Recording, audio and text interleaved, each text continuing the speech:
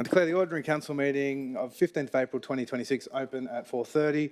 I remind all present that mobile phones must be switched off before the meeting, and the meeting is being recorded and live streamed. Wingecarribee Shire Council acknowledges the Gundungurral and Tharawal people as the traditional custodians of this land. I pay my respects to... Sorry, could we just have some quiet in the gallery? Thank you. I pay my respects to the traditional custodians, their ancestors who cared for this country for many thousands of years, and their elders and descendants who continue to care for country.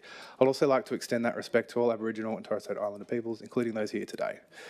We have no apologies or leave of absence today. Confirmation of minutes. We'll now move to the minutes, confirming the minutes of the meeting held on the 18th of March 2026. I'll take these as read. Could I please have a seconder? Councillor Kent. I'll now put the motion. All those in favour? Councillor Champion, Councillor Duffy, Councillor Russell, Councillor Farrell, Councillor Foley, Councillor Kent, Councillor Smith, Councillor Fitzpatrick. Those against? Councillor Moylan.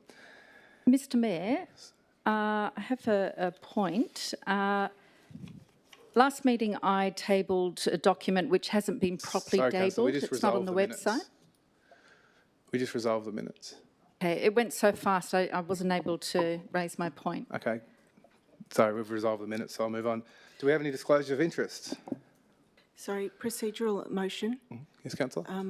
That we actually have a rescission of that decision to allow Councillor Moylan to make Governance, I think. a representation to council. Councillor, I think there's no, unless you have a, no, sorry, there's no rescission affordable. Sorry, it's regarding a governance matter, Mr Mayor. I hear you, Councillor Moylan, but we've just resolved the minutes, so we've moved on. Are there any declarations of interest? With no declarations of interest. Through you, Mr Mayor, could I ask the General Manager, what is the provision within the Code of Meeting Practice to enable a decision to be revisited within a meeting? Well, it will be a rescission motion that required 3 signatures signed, I believe. Is that correct? So you need 3 signatures signed by councillors.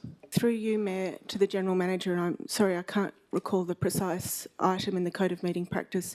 Is there another item which enables a decision within a meeting to be revisited?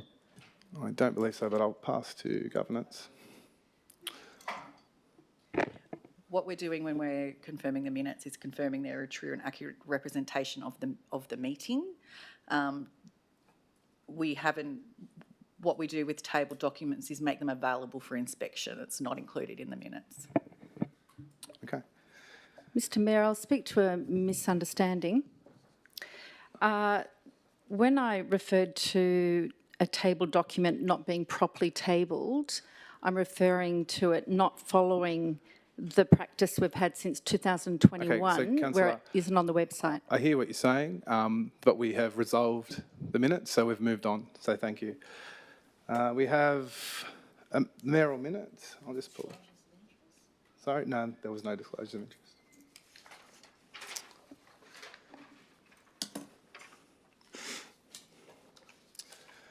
Okay. We've all circulated the mayoral minute, so we'll note the opportunity to support the expansion of school food project within the Wingecarribee Shire. Endorse a provision of non-financial support to the school food project, including community advocacy, promotion of volunteer participation, facilitation and connections with local stakeholders, including community organisations, local producers and volunteer networks, support participation in or collaboration on the community initiatives or events that promote healthy food, local produce and community wellbeing, authorise the General Manager to facilitate Council's involvement in the initiative in line with this resolution. Do we have any speakers for this? Okay, I'll now put this motion. All those in favour? That is carried unanimously. Second mayoral minute is on... Everyone should have had that circulated too. We have, note, the Country Mayors Association of New South Wales Invest in Us campaign advocating for increased Commonwealth financial assistance grants to local governments. The campaign seeks to restore at least 1% of total Commonwealth taxation revenue for local councils across Australia. Recognise the critical role local government plays in delivering essential services and infrastructure that underpin community wellbeing, economic vitality and national resilience. Support the campaign's core message, invest in us so we can invest in them. Commit to participation in the campaign by A, sharing campaign materials through council communication channels, B, engaging with local media and community stakeholders to raise awareness, and C, lobbying federal representatives to support the funding increases. Do anyone want to speak to this? Okay, Councillor Kent. Just a question probably to the General Manager through you, or you may know, Mayor. When it says seeks to restore to at least 1% of total Commonwealth taxation revenue restore? I'm just trying to get an understanding of when it was last at 1% or above. In 2015, I believe, General Manager, they froze that and it hasn't recovered since, but do you have more details on the history? Through Mr. Mayor, I may defer to the CFO. No, he's not. It's been like this for a while, Councillor. Over time, originally it was 1%, and over time it's been eroded. And it's been a position of the CMA, Country Mayors Association, LG New South Wales, as well as the Australian Local Government Association, ALGA, to restore the 1%. Okay. So I don't want to say that you're old, but clearly you've been around quite a long time. Was it 1%? It's been 1% for most of your career, and then it basically got turned lower in the mid-2010s. 2015, I believe. I'm not offended. I honestly, for as long as I can recall, it's been restore the 1%, but we'll take that on notice, Councillor Kent, and come back with a date for you. Thank you. Thanks a lot. Okay. Now, anyone else like to speak to this? I'll now put this motion. All those in favour? It is carried unanimously. Councillors, I now move a procedural motion that we resolve the order of business to be changed in order to bring forward the following items by exception, and that the office's recommendation to each item be adopted. The items I would like to deal with by exception are item 8.3.2, item 8.4.1. Are there any items there that you do wish to speak or vote against? Okay, I'll get a seconder for that, please. Councillor Foley. I'll now put the motion. All those in favour? It is carried unanimously. Sorry? Oh, sorry. The General Manager has that answer for you, Councillor Kent. Kent, it was 1996. 1996 was the last time it was 1%, so 30 years ago. Thank you, Mr. Mayor. Yeah, okay. So here I am thinking it was frozen in 2015. Councillors, I move a procedural motion to permit Graham Jarvis of AEC to make a presentation and respond to questions regarding the financial sustainability assessment. Could I have a seconder, please? Councillor Smith. I'll now put, that's a procedural motion. I'll now put that to the vote. Councillor Champion, Councillor Duffy, Councillor Glassall. Oh, that's unanimous. Okay. Graham, can you hear us? Yeah, I can hear you, Mr. Mayor. Can you hear me? I can. Over to you. Right. Great. Well, I'll just share my screen, get that working first. So just check everyone can see the presentation. Yes, we can. Yeah, great. Okay, so, let's go to the start. So, councillors, thanks very much for the opportunity, and through you, Mr. Mayor, it has been a journey that we've been on. And so I'm thankful that I get the opportunity to present this, and I understand that obviously members of the community are very interested as well. So councillors, this presentation we have prepared today has been a bit of a balancing act between wanting to provide the detail, but also understanding that some of this detail is too much detail, particularly for members of the community. We've purposely prepared this so that the greatest of the audience who are obviously watching this will understand the concepts of what we're applying, with the understanding that all of the detail with the financial sustainability assessment is included in the papers, obviously, that have been presented previously. So sorry, I'll just check. It's not in full presentation mode, is it, at the moment? Let me just quickly change the screens.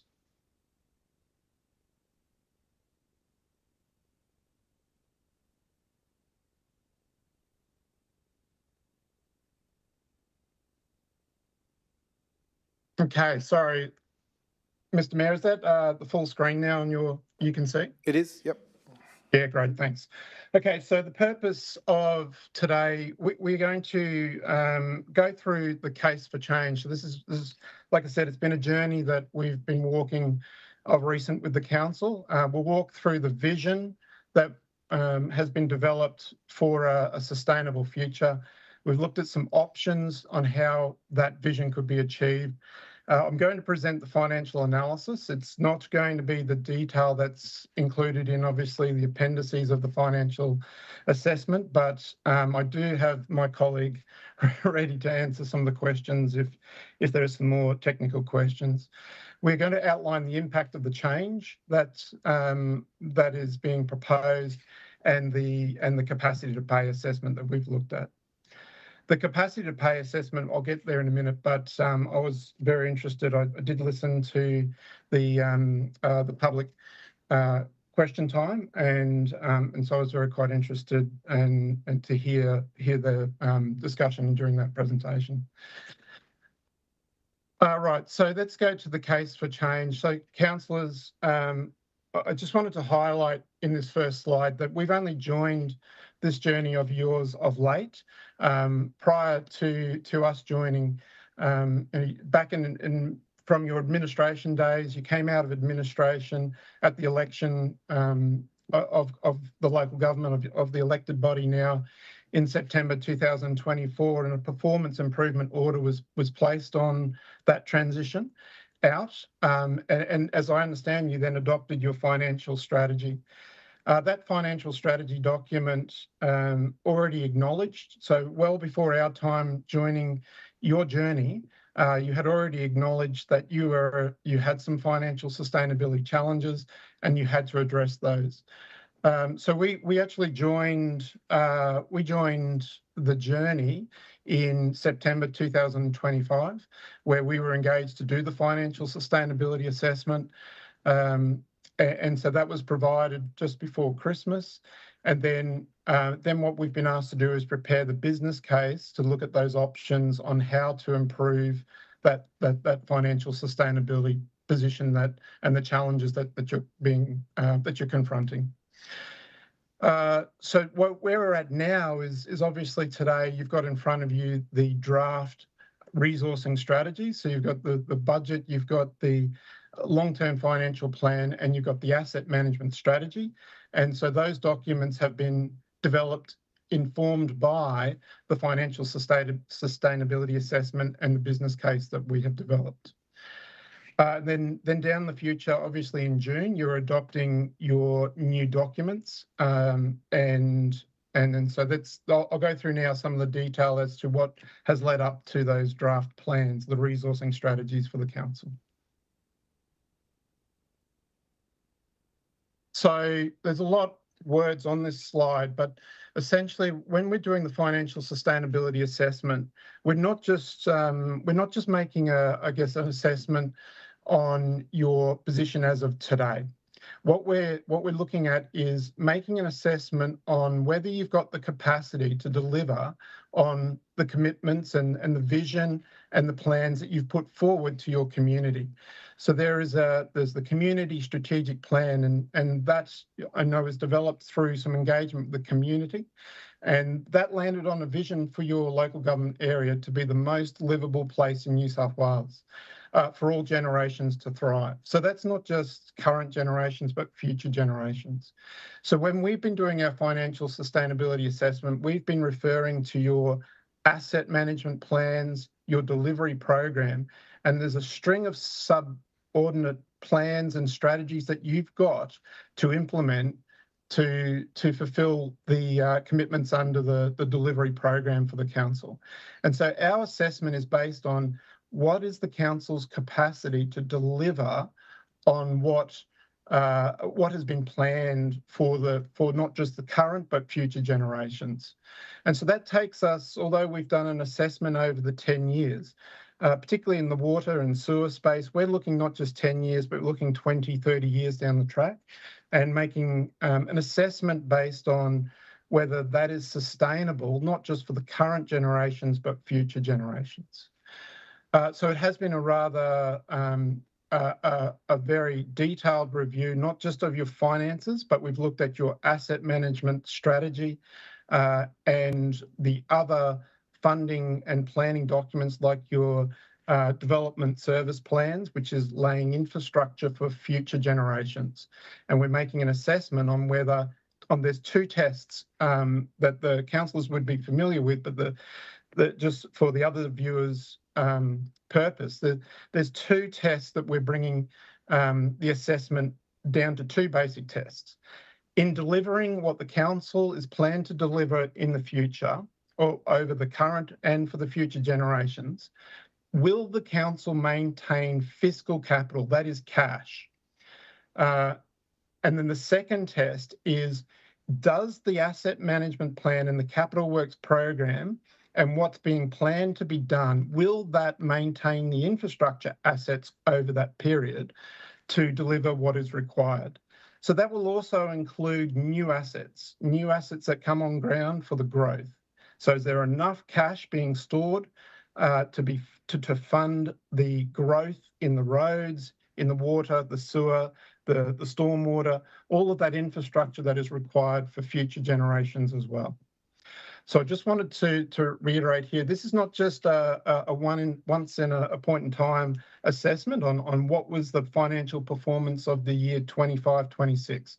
This is a longer term assessment, and our advice to the council is around adjustments that need to be made so this is sustainable not just for now, but making sure that you're not just deferring a problem for later councils to have to address.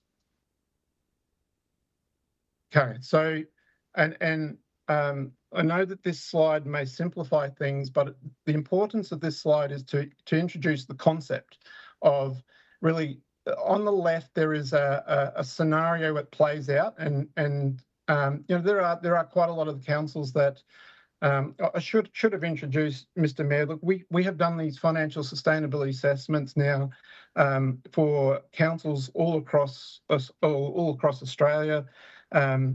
In more than probably 10 councils in New South Wales in the last 24 months, Victorian councils, Queensland councils. And it doesn't matter which jurisdiction we go to, they are very similar concepts, that a council needs to manage both the assets and the cash position to be sustainable. Where many councils actually find themselves in is they do have plenty of cash, but they're not investing it into the assets. And so the assets are deteriorated, and I know that Wingecarribee assets, and I've heard a lot of the feedback that's come through the community around particularly the roads, which is obvious. And I've driven on those roads around your LGA as well. So, you know, a council can find it in a position where it's got cash, but its assets are deteriorating. At the other extreme, a council can have gold-plated assets. Their assets can be in a really good condition. In fact, they're above and beyond the capacity that's required, and they've got there and they've drained the cash. And so they have a cash issue, they have a liquidity issue with the council. What that means is future commitments, there's not enough cash in the kitty for future commitments, and that causes a problem for later councils to resolve. So in the middle, this is about balancing those commitments to maintain your assets at the same time as maintaining your cash balances.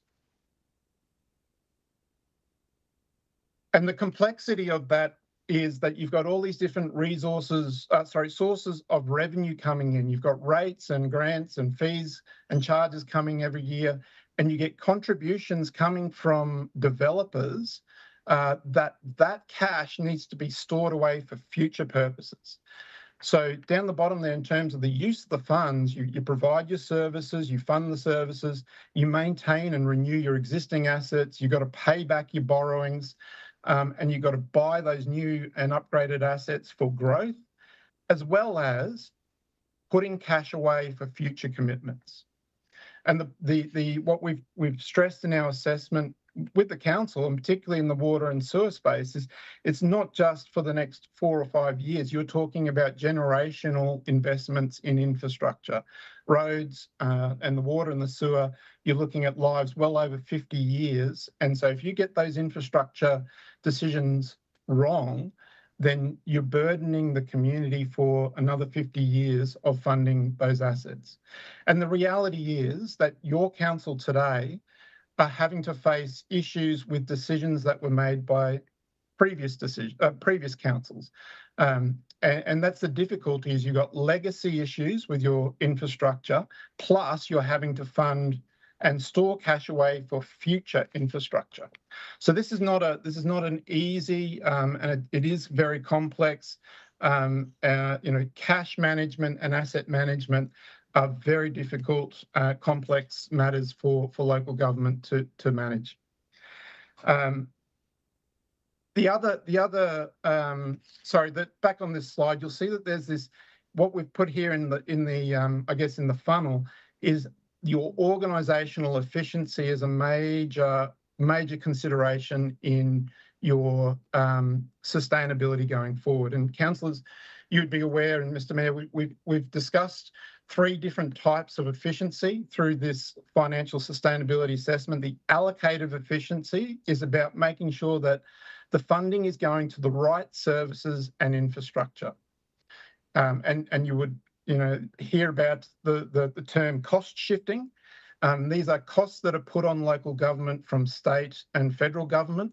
That may be through changes in legislation or other, but these are services that council now needs to fund that were previously funded by other levels of government, or other levels of government put a burden on you to deliver a service that's not funded.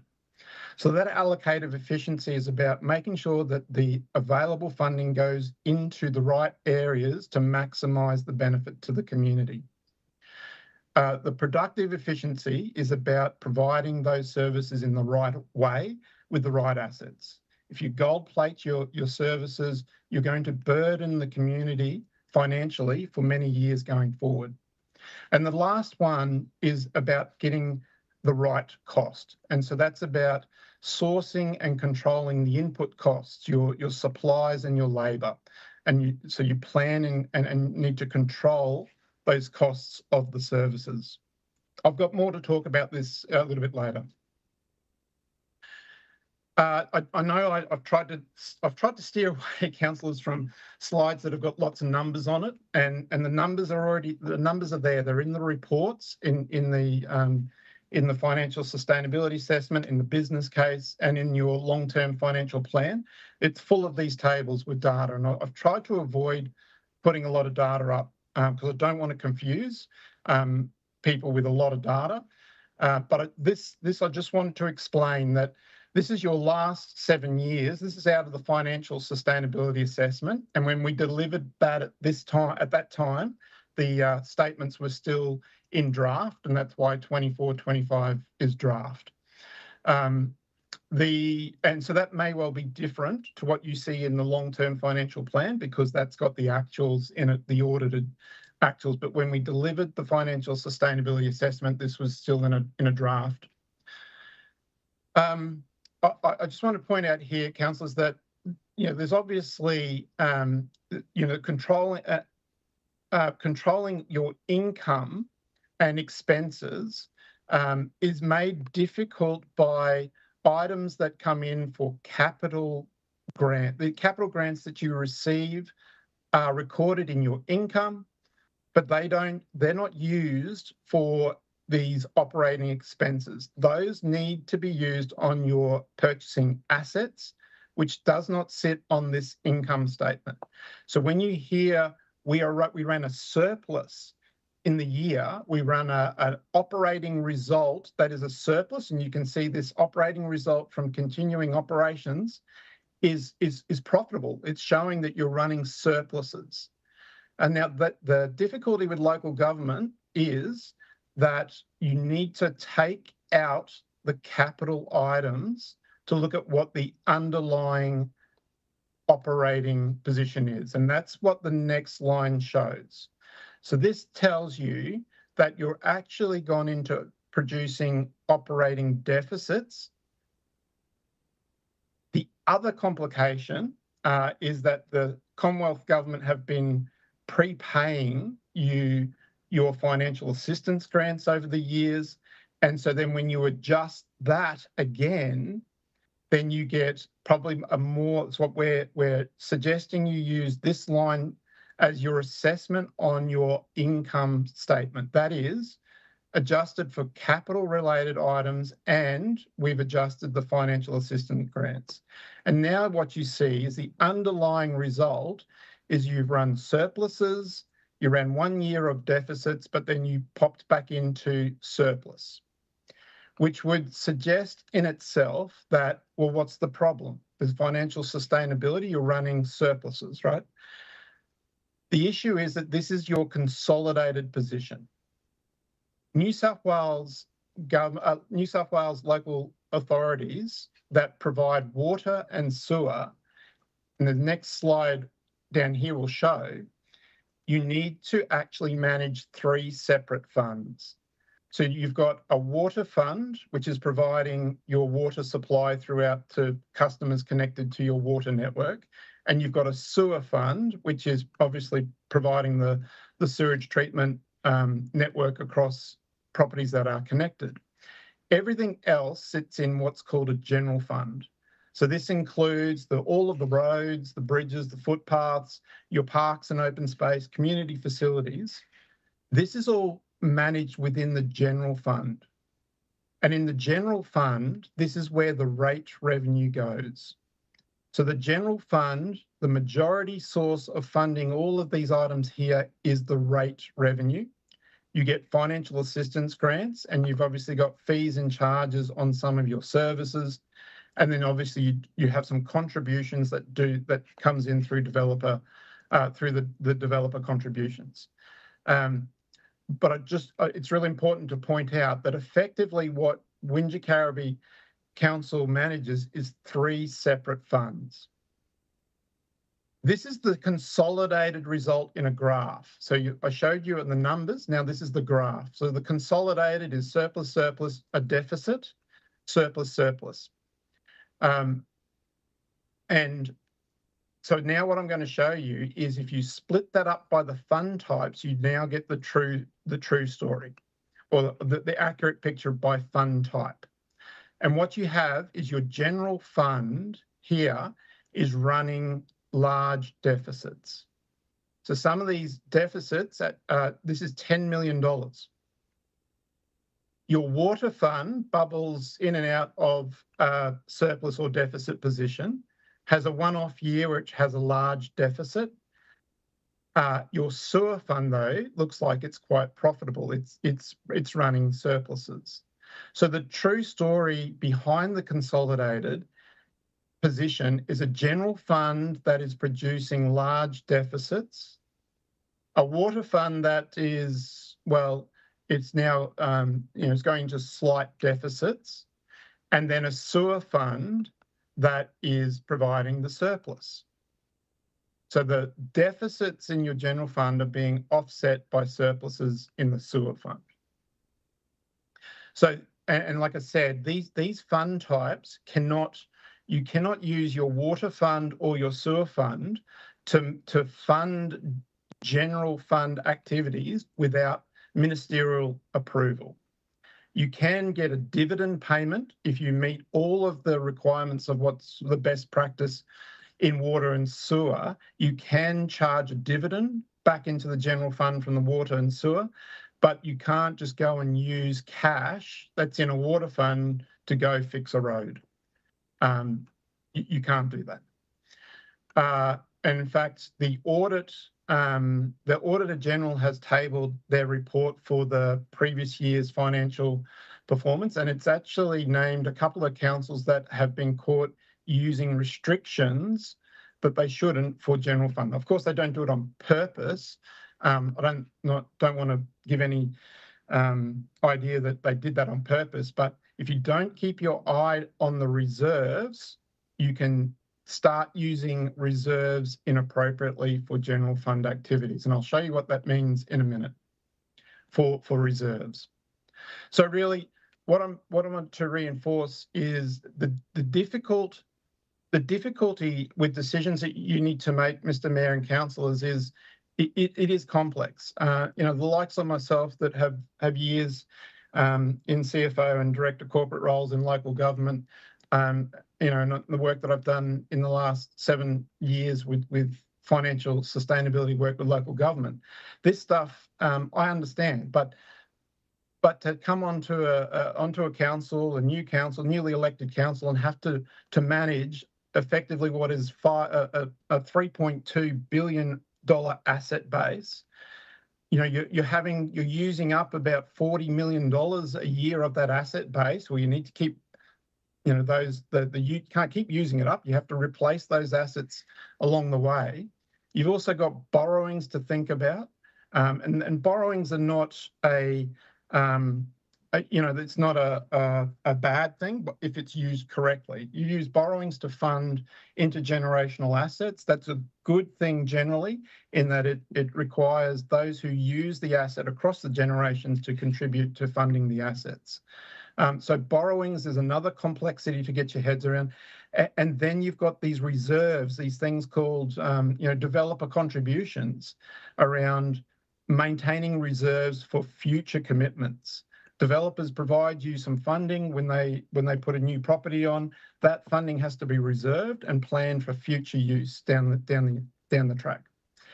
So this is not an easy concept, and the complexity is difficult for the general community to understand.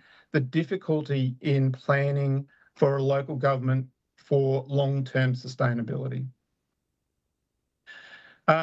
The other thing I wanted to point out is you're not broke. Let's put this to bed. It's not that the council is broke. You've got there's you can't be broke if you've got $200 million in cash, right? It's not like you're running out of cash to pay staff or any of those sorts of liquidity issues. You do need to manage your cash very carefully at the moment. I'll explain that in a minute why, but you've been accumulating cash over the last 7 years. So again, what's the issue here? Why we've got a sustainability issue if you're accumulating cash? And the reason is this dark blue column is where the growth is happening, and that's all in your externally restricted funds. And I'll explain what that is in a moment. The internal restricted funds, now this is generally the general fund, the discretionary component of the general fund cash. You can see here it's gone up and down, but overall this has been declining. And the remaining component is what we call unrestricted cash. This is available for council to have some flexibility in your decision making, but importantly, it's mitigation for risk. It's mitigation for unplanned events. If another COVID comes along and you want to cut fees or whatever it is that you need to provide to assist your community, you need this unrestricted portion, or you need to create a reserve to give you to be able to get yourself through an unplanned event without having to obviously reprioritize other commitments. And finally, I just want to point out that when you see these tables and when you see cash go, this next, I've got a slide in a minute which shows you the future projection. Total cash has to keep increasing every year to cover for CPI. You lose the value in the dollar. If you just hold your cash for the same for the next 10 years, you can't buy in 10 years for that same amount of money what you can now. So we need to be careful that you do need to keep increasing your cash for future commitments, because the cost of those items are going to go up in future years due to indexation. This slide just explains, like, you've got a significant amount of cash. This cash, this was draft at this stage, but of some $225 million sitting there. But the problem is that most of that cash needs to be put away in these external reserves. That's for the developer contributions, predominantly for water and sewer. And then you've got things like unspent grant funding that you need to obviously store away and use that for the continuation of the project. Internal reserves are where where the councillors have discretion to change by policy whether you keep a reserve or you use that reserve for other purposes. That's by policy. That's a council's decision. But there's some really important things in there, like staff liabilities, their long-term and long-term long service leave and for annual leave not used and those sorts of things. You've also got landfill, things like landfill rehabilitation and then obviously things like asset renewal funds that you need to store away. And then at the end of the day, like I said, what's remains is what the risk mitigation ability for the council to make decisions going forward. And again, the difficulty is, council, this is not just a one-year assessment. This is about being able to hold these reserves for future generations. Okay. And again, this is a slide that's got a lot of detail in it, but I just wanted to point out here, these are all the reserves for the community's benefit as well, is that large portion of this cash that you're holding are stuck in external restricted reserves for things like water, sewer, domestic waste management, because you can't use domestic waste management cash for other purposes. Stormwater management, these are things that you cannot, council doesn't have the discretion to use for other purposes. These internal allocations are where you do have discretion by change of policy. You could strike out some of these reserves and reallocate it to other purposes. My point here is you started in 28-29 with internal restrictions of 39.9 million and you finished with 14.7. Yes, there was a drain of these reserves to cover the expenditure on disaster recovery, and you did recover some of that grant funding, the funding for that disaster recovery this year. But even if you factor in that, you still have a internal reserve overall have been declining. So that rings a bit of a bell for me. It's one of the things I go to pretty early in the assessment, is to see how is council going with retaining internally restricted cash and what's left over. So you can see here that what's left over, the unrestricted cash for a council your size, this is not a healthy position to be in. You need more flexibility, you need more mitigation, and you'll see what we've suggested is that the council builds this up to $20 million. Okay, so as I said, this is the projection going forward. And as I said before, you need to see these cash holdings increasing each year because of the indexation, and the purchasing power in the latter years is not the same as in the earlier years. But you can see your cash holdings projected based on your capital works program and everything that we've collected to see where you're going to spend money, is that there's no real correction to this internal allocation amount. Even you're using some developer contributions, your water and sewer fund, because you've got some large investments, which is an issue for the water and sewer pricing. But you're using up some cash on investments. And then in the latter year of the 10 years, there's a build up on some of these external reserves again, because you're not using, at the moment, you've got no plan, I shouldn't say no plan, you're not spending as much in the water and sewer funds at the back end of the 10 year. So, yeah, right. So then what, if we look at, and when we looked at how much you have been spending on your assets, a key consideration in council is not necessarily, well, it is important in terms of the total amount spent on capital works. It is important, but it's probably more important to look at the breakup. What are you spending on your current assets? These are your roads, councillors, this is your existing buildings. How much are you spending on your current assets as opposed to new assets? And you can see here there actually has been a ramp up in the spend of late.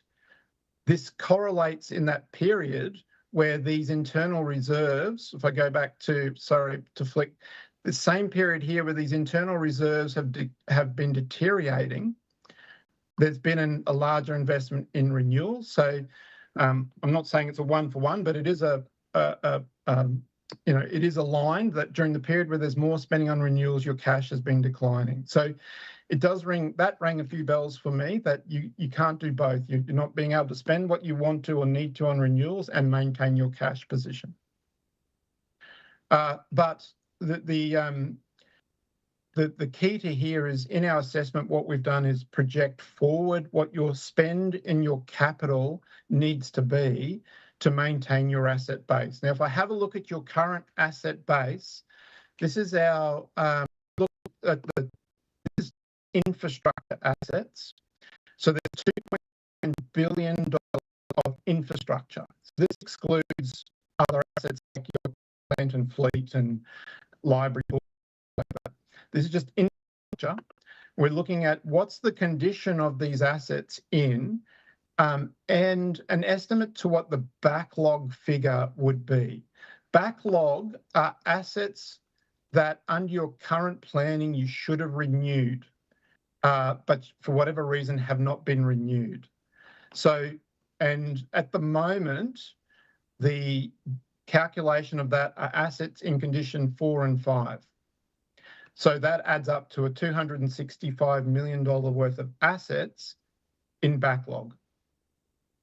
What we've been discussing with you councillors is you've got some condition assessment work that needs to be done to improve the accuracy of this. And really what we've encouraged in your asset management strategy is to consider criticality of your assets. So of these assets, what are essential assets? They're critical assets. You can't let those ones fail. What are important but maybe not essential? And then what's non-essential assets? Because what you really need to know is if you've got a large amount in backlog, what is the amount that's critical?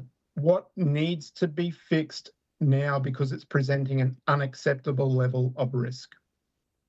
And so that's some of the discussions that we've had in workshop is working with your asset management team. We've worked out a value of 31.3 million of assets that are in backlog that are critical. And that's why you will see we're proposing that you use some borrowings to address that critical assets because they have to be addressed. I'll get there in a minute.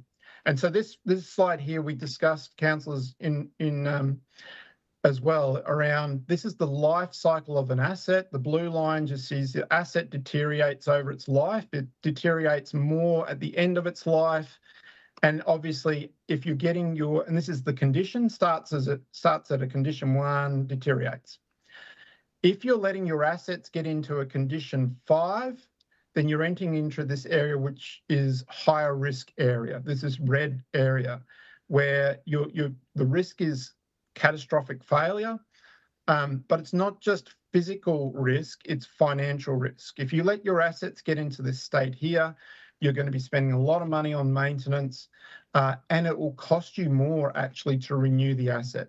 A road that you let get into this position is likely to have its pavement deformed, and you will need to rehabilitate the whole road, not just resurface the road. So we call it optimization, and you'll see it in the asset management strategy. And what we mean by that is manage your assets so they stay in this, they stay in the body of the life of the asset for as long as you possibly can. And delay the time that the asset gets into condition 4 or condition 5. That's what's called optimization. And then make sure that you know the time to replace the asset before it gets into an unacceptable risk.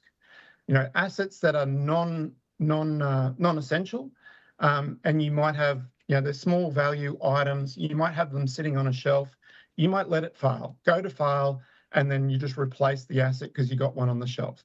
But you can't just replace a road like that. You can't just replace a bridge, and you can't replace a major pump station like that. So those critical assets need to be managed across the life cycle and then replaced before it gets into a high risk state. All right, I'll keep moving for the sake of time. The annualized projection of your capital works program is something that we've been walking the path with yourselves, and particularly obviously with the officers in the council around estimating what a 10-year investment is needed to manage your assets. And so there has been some back and forth, and we're not engineers. We're not here to write your asset management plan. we're not engineers. So we relied upon the advice of your engineers, and at times where things looked a little bit odd, we respectfully challenged and discussed with your asset managers around what actually needs to be spent. If it was to be treated an optimized way, what would you need to spend on these assets going forward? And so we came up with an estimate of what needs to be spent on your assets. This is just, I'll just reiterate, this is just an annualized projection. So if your assets were being managed in a good manner, this is typically what you need to spend over a 10-year period. We're not suggesting that you must spend $18.7 million in 28-29 on roads. You need to go through your capital works planning and prioritisation, and you might schedule these assets in different years. But over 10 years, we think you need to spend $441 million on your assets. Councillors, that's about 36 million more than what you are currently planning. So you need to spend. You need to spend more each year than you're currently spending on your renewals to manage these assets in the optimised and keep your assets in an acceptable risk exposure to not just yourselves, but to the community. And again, I've heard so much about roads, and we heard it again tonight. So what is the assessment? Councillors, we've outlined to you previously, but that we think there's a structural deficit of $8 million in your general fund. That's the area and where roads are managed, where community assets, facilities, your buildings. That fund has got about an $8 million deficit. That needs to be corrected. Your water and sewer fund, when we looked at those, your requirement from the state government, now they provide they oversight the management of your water and sewer, and they do the assurance of your water and sewer. They expect you to achieve what's called lower bound recovery, which is basically to cover the costs of the asset and your operating costs over the long term. The water is well short of lower bound recovery, and your sewer, and particularly with the increased investment in your water and sewer funds over the next 10 years, you are going to be well short of lower bound recovery. The other finding was that you've got insufficient unrestricted cash. You saw that in the slide before. You need to get that up to about $20 million to have adequate flexibility and to have some risk mitigation. In your backlog, where I said before that figure of 31.3, they're the ones that we can identify at the moment. It's the roads and buildings which we think are critical. That is your high risk critical component that must be addressed. And you'll see that in our financial sustainability assessment, we are suggesting that you use borrowings to fix that critical component. And finally, I guess the summation here is that if you need to deliver the vision for your community to be the most livable place in New South Wales, you do not have the financial capacity to do that.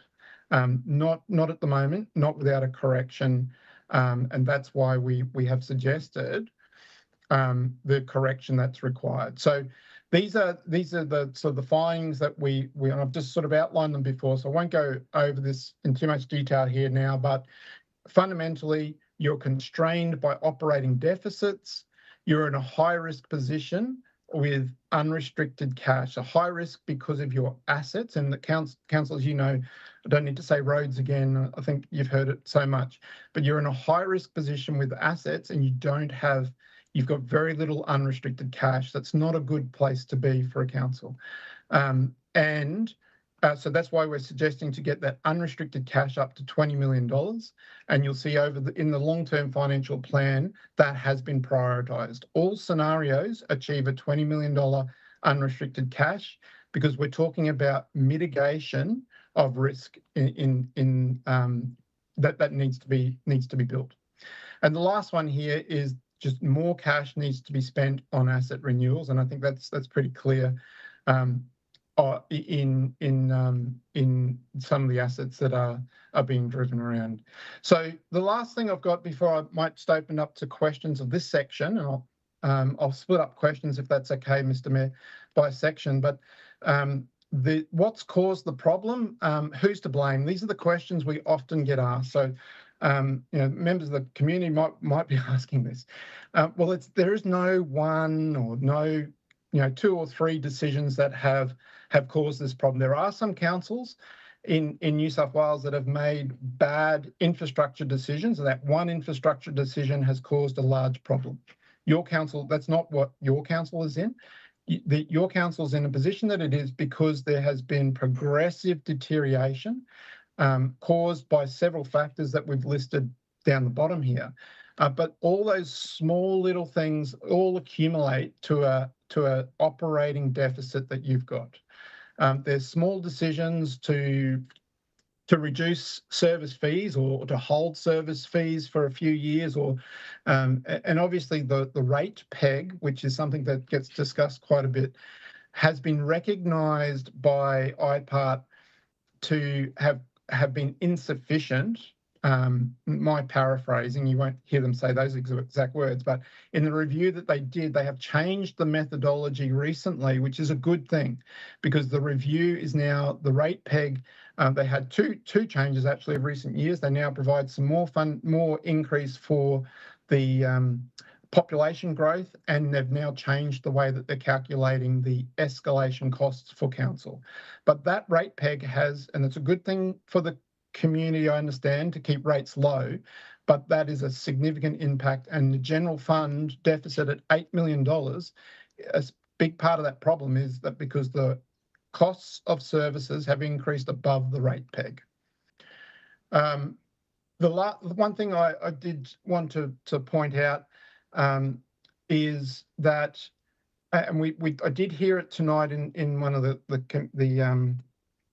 the presentation, I guess, from the HCC, and there was some questions from councils around perception of your LGA being wealthy. Well, the grants, the grant, one of the major grants you get is the financial assistance grants, and you actually get one of the lowest per capita allocations of financial assistance grants because of that issue, that financial assistance grants. So that puts more pressure on rate revenue. So the other thing that we've noticed is your settlement pattern and your geography means you're dispersed. You've got to put infrastructure in place for a dispersed settlement pattern. You're historically, there's an insufficient investment in asset renewals historically. You've had your recent impact of disasters impacting on that asset base. And the last point there is the financial assistance grants. So, Mr. Mayor, I might hand back to you now before I go into the next stage, which is setting a vision, if there's any questions that need to be addressed at this point. Okay, Councillor Smith. Thank you, Graham. Just a quick question on that final point you made, saying Wingecarribee has one of the lowest financial assistance grant allocations per capita. Do you have a sense of why that is? You touched on it briefly. Yeah, so it is, there is a current review being done, and I guess we won't really know until that review has come out. But we tried to do a little bit of digging into that, Councillor, and it's called the Local Government Grant Commission, the LGCC, that does that allocation.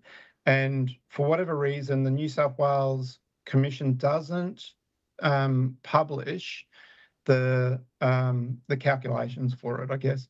And so we can't go any more deeper than just to let you know that you do have one of the lowest allocations on a per capita basis.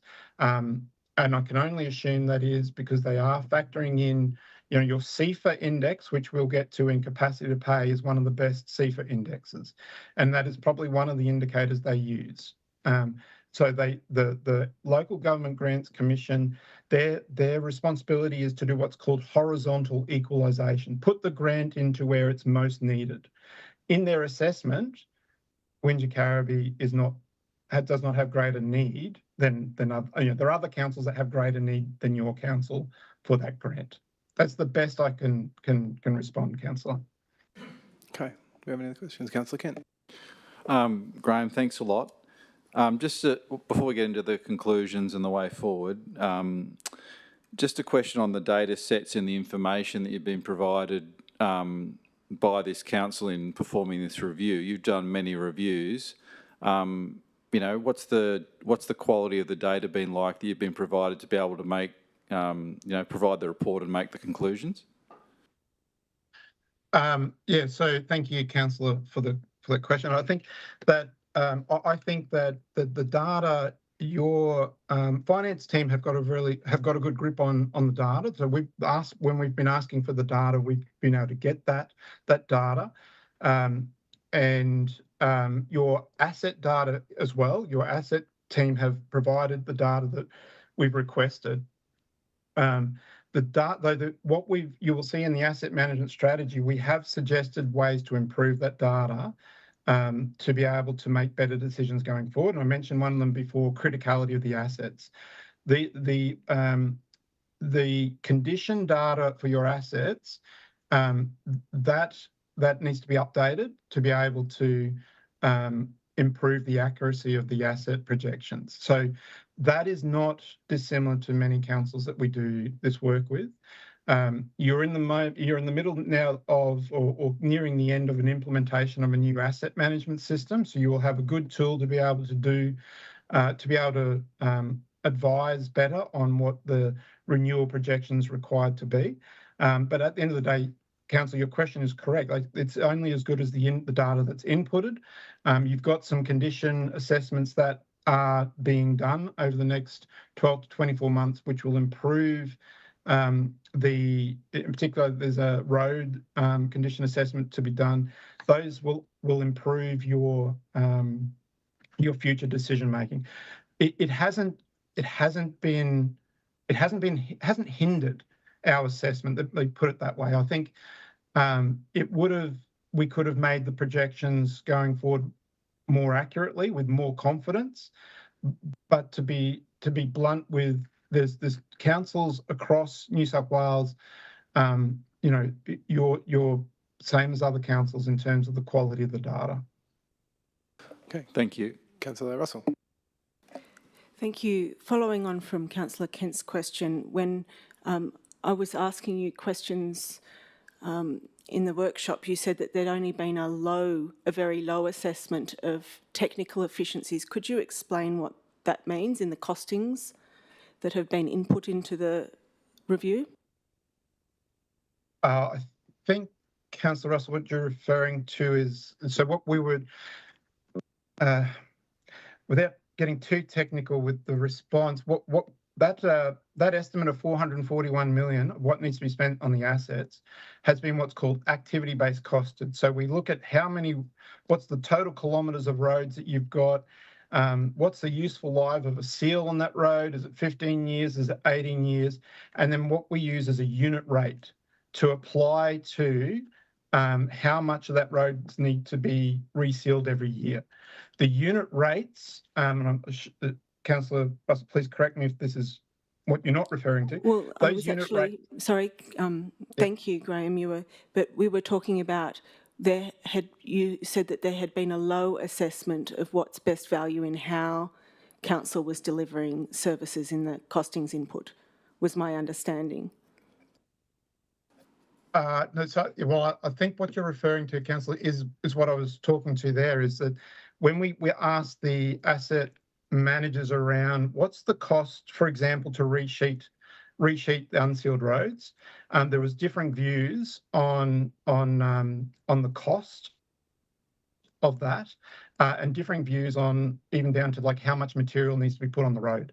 So when we were calculating how much does the resheet program cost every year to put on the unsealed roads, we're looking at the total kilometres of those roads divided by the useful life to work out how many kilometres needs to be done a year, and then what is the unit cost of that. So because your roads are in a poor condition, when we look back against the previous year's spend, there's a lot of additional spending for that program just to fix the pavement before they put new material on the road.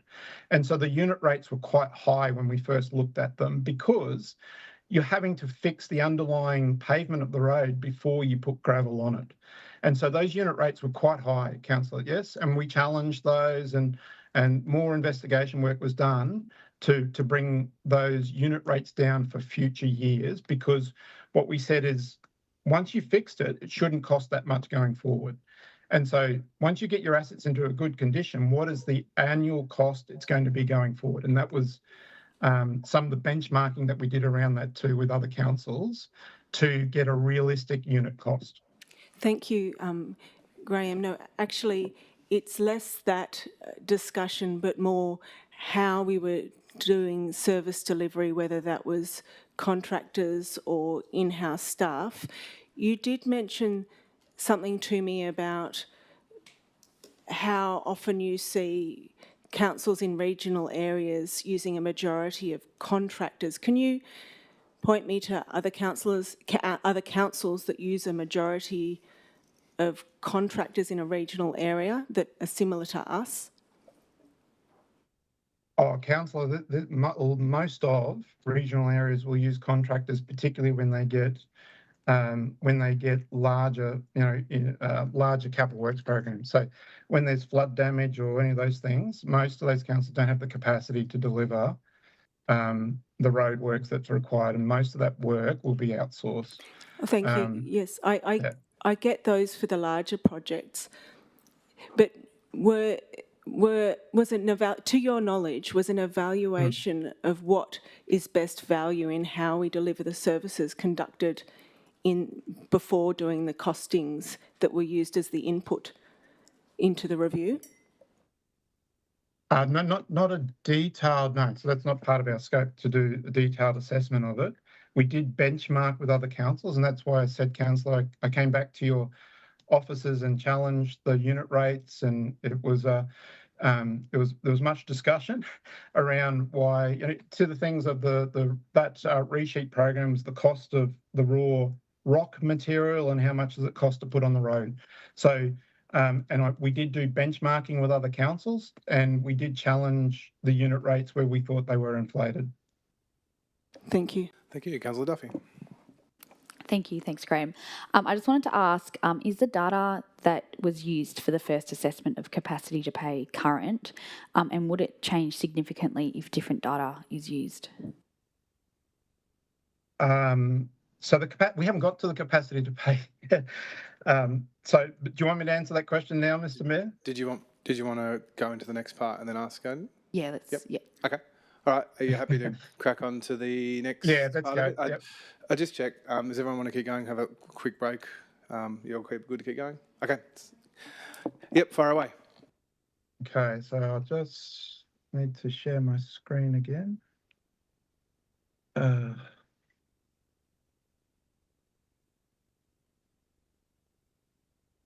Right. So we can all see my screen again. Setting a vision. So let's talk through the vision. So what we know where you're at, but where do you need to be sustainable? The key, I guess it's not the key, but it's the highest planning document. We kept on referring to your community strategic plan, where the vision is around, you want to be the most livable place. It's a very aspirational vision. And then so we broke that down to have a look in your delivery program and your asset management plans and around what it is that you need to do to go forward to be sustainable. And so we built 4 foundations for your future sustainability. They are to correct the net operating result for each fund. So you need to address that underlying structural deficit in the general fund, and the water and the sewer pricing needs to at least get to your full cost recovery component. The water, and I said the water, and said previously, the water and the sewer is challenged going forward because you've got major capital works programs for both the water and the sewer program. You've got a large augmentation of your water treatment plant. You've got mains duplications being done. There's a large amount of investment going into the water and the sewer over the next 10 years. And that is the reason why there is a significant uplift in what the prices of water and sewer needs to be to get full cost recovery. And again, that's not us saying that you should do that. That is your state government's expectation as your assurance regulator, that you meet lower, at least they say lower bound, and they actually encourage you to go to what's called upper bound recovery, which is providing a return on the investment. We haven't gone that far. So both those funds in a future sustainable vision would be running a positive net operating result in your general water and sewer. Then we get to this issue around the $20 million in unrestricted cash. That's required for your risk mitigation and for some flexibility, but you also need to make sure you're sticking cash away for all of the restrictions under your policy. So if in your policy you say that you must keep a restriction for long service leave liability, then you need to make sure that that cash is being stored away for those restrictions. You need to eliminate that unacceptable risk in the backlog. And the last one is around the optimization of the asset management strategy. And so these are the 4 pillars upon which we are suggesting you need to build your future sustainability upon. So this slide here is sort of conceptual again, and I introduced these concepts earlier. So allocative efficiency. So the vision for your council is you'll be providing right services and the right infrastructure with the right approach and with the right assets at the right cost. This is the vision going forward in terms of your organisational efficiency.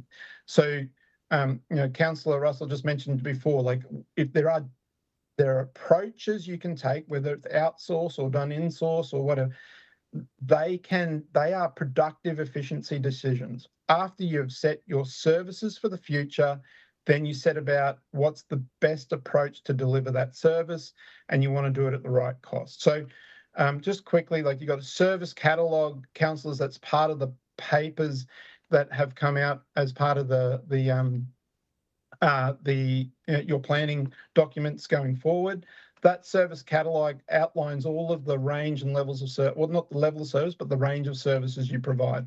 But you make decisions on the levels and the range of services, which will ultimately determine your sustainability going forward.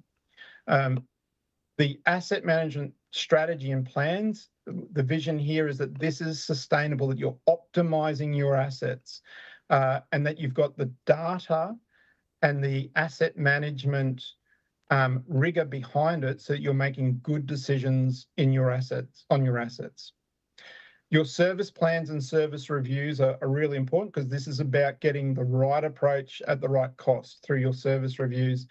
And then the vision is for you to have your procurement strategy and staffing costs, so you're planning and controlling your costs well. And so if you get these things right on the right-hand side, then the burden on the ratepayer can be kept as low as possible.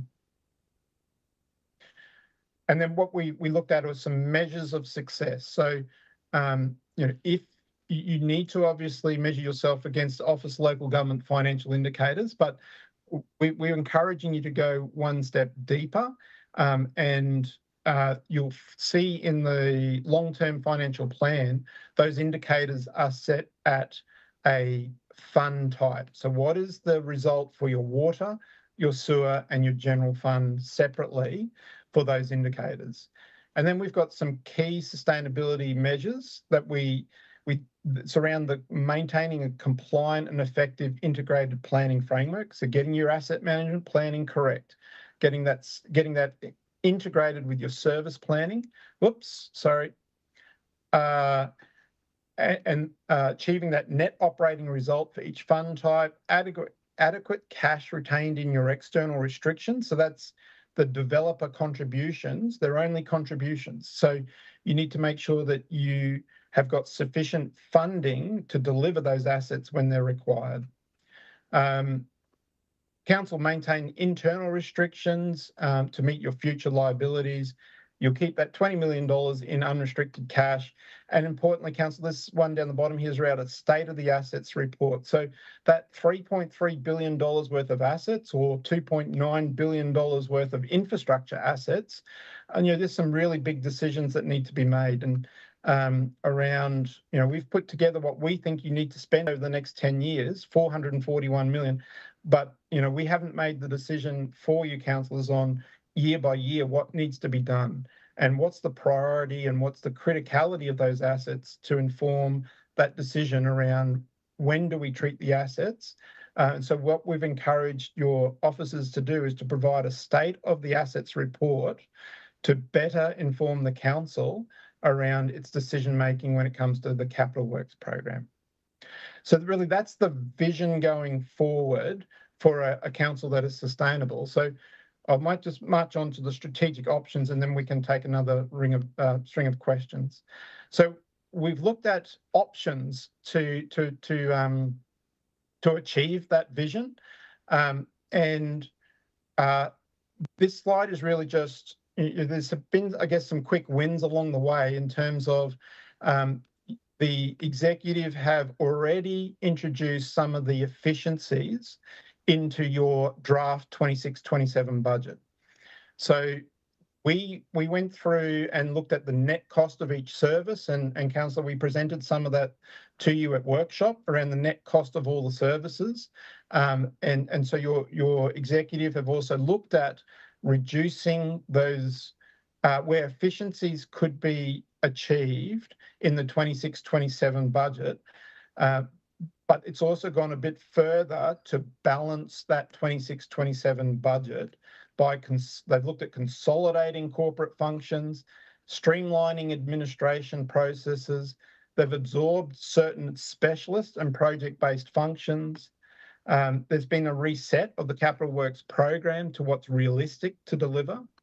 The fleet, and you heard some, I was with interest listening to Mr. White actually around the EVs. There's another key interest of mine as well, which I share with Mr. White. But the fleet life cycle adjustments have been made to extend the life of those assets and look at managing your plant and fleet. Recruitment and procurement reform has been put in place, and there's been reductions in administrative and project coordination roles. So, there has been a significant reduction in the costs. And we had to update our numbers too going forward with the draft budget that's been it's in front of you today. So the 2026-27 budget is the basis upon which we've done our modelling going forward. So this has already been baked into the forward projections. So they've the reduced internal specialist capacity, slower progression of discretionary projects. The executive looked at refining work practices, the prioritisation of the maintenance activities, and it's reducing the organisational flexibility for those emerging issues and growth pressures. So, Council, I just want to reinforce that this has already been baked into the 26-27 draft budget that is before you. And in the long-term financial plan, it's outlined that this is not a sustainable going forward, that this is a temporary arrangement that the executive put in place to balance the 26-27 budget. But we've baked it into our costs going forward in our long-term projections. So what we did, councillors, is we looked at, initially there were 3 scenarios that were, there's lots of options that we looked at in terms of the efficiencies and those other options, and we built 3 scenarios. The first scenario is just a base case going forward. So constrained by the rate peg, no special variation on the rate peg. This base case will be constrained. You can see that you've got deficit in that general fund, so you will be constrained on what you can deliver against the vision and the development, the delivery program. The staged increase in the water and the sewer charges are in the base case, and that's, as I said, there's large amounts of investment in water. So there's $240 million in capital works and $206 million in sewer works included in the modelling going in the next 10 years. Those efficiency and service compressions that are in your draft 26-27 budget have been, we expect to remain across the next 10 years. There'll be an increase, and the unrestricted cash has been prioritised to be improved. So in the base case, you will get to $20 million in unrestricted cash, but it's only done by restraining the capital works. There are some large intergenerational infrastructure projects. I can think of things like the pools, which that has not been, that will be, you'll be limited and constrained about when you can address those intergenerational projects. The service reviews will obviously need to be undertaken, and you can expect that your asset condition will deteriorate because you're not investing enough in your asset renewals. And finally, that $31 million in critical renewal, we know that you will address it because it needs to be prioritised because it's risk that's unacceptable, but that can only be done by deferring and delaying other capital works. Scenario 2, this is the scenario where a special variation, or what's a special rate variation, they both mean the same thing. IPART call it special variation. It's more commonly referred to as a special rate variation. So this is the scenario that introduces a special variation in 27-28, not next year, 27-28, 11.9%. That includes the rate peg. 11.9% again in 28-29, and 7.35% in 29-30. All those three include the rate peg. This is to fix the recurrent, the structural deficit in the general fund. Cumulatively, it's important that we iterate, cumulative increase is 34.4% over the 3 years. So you can't just add 11.9, 11.9, and 7.35 because they apply on top of each other. So cumulatively, it's a 34.4% increase over the 3 years. This compares to the rate peg, which will increase by 12.2%. So the cumulative impact is about 22.2% more than the rate peg over 3 years. Councillors, this is also, I showed you a table in the meeting, in the workshop of this scenario, is that 34.4% is well within the range of what councils have been applying for over the last 5 years. You know, we showed you some of the councils that have been applying for over 50, 60, 70% increase on the rates.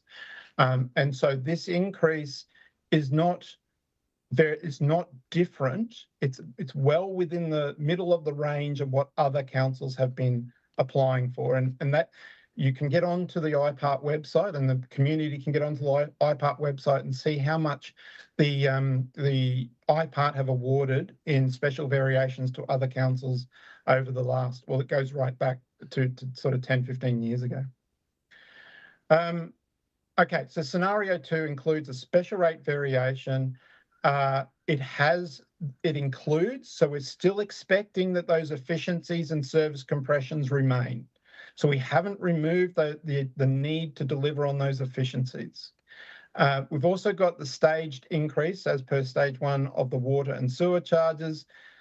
There'll be $10 million in land sales. So this is partly helps fund the unrestricted cash position.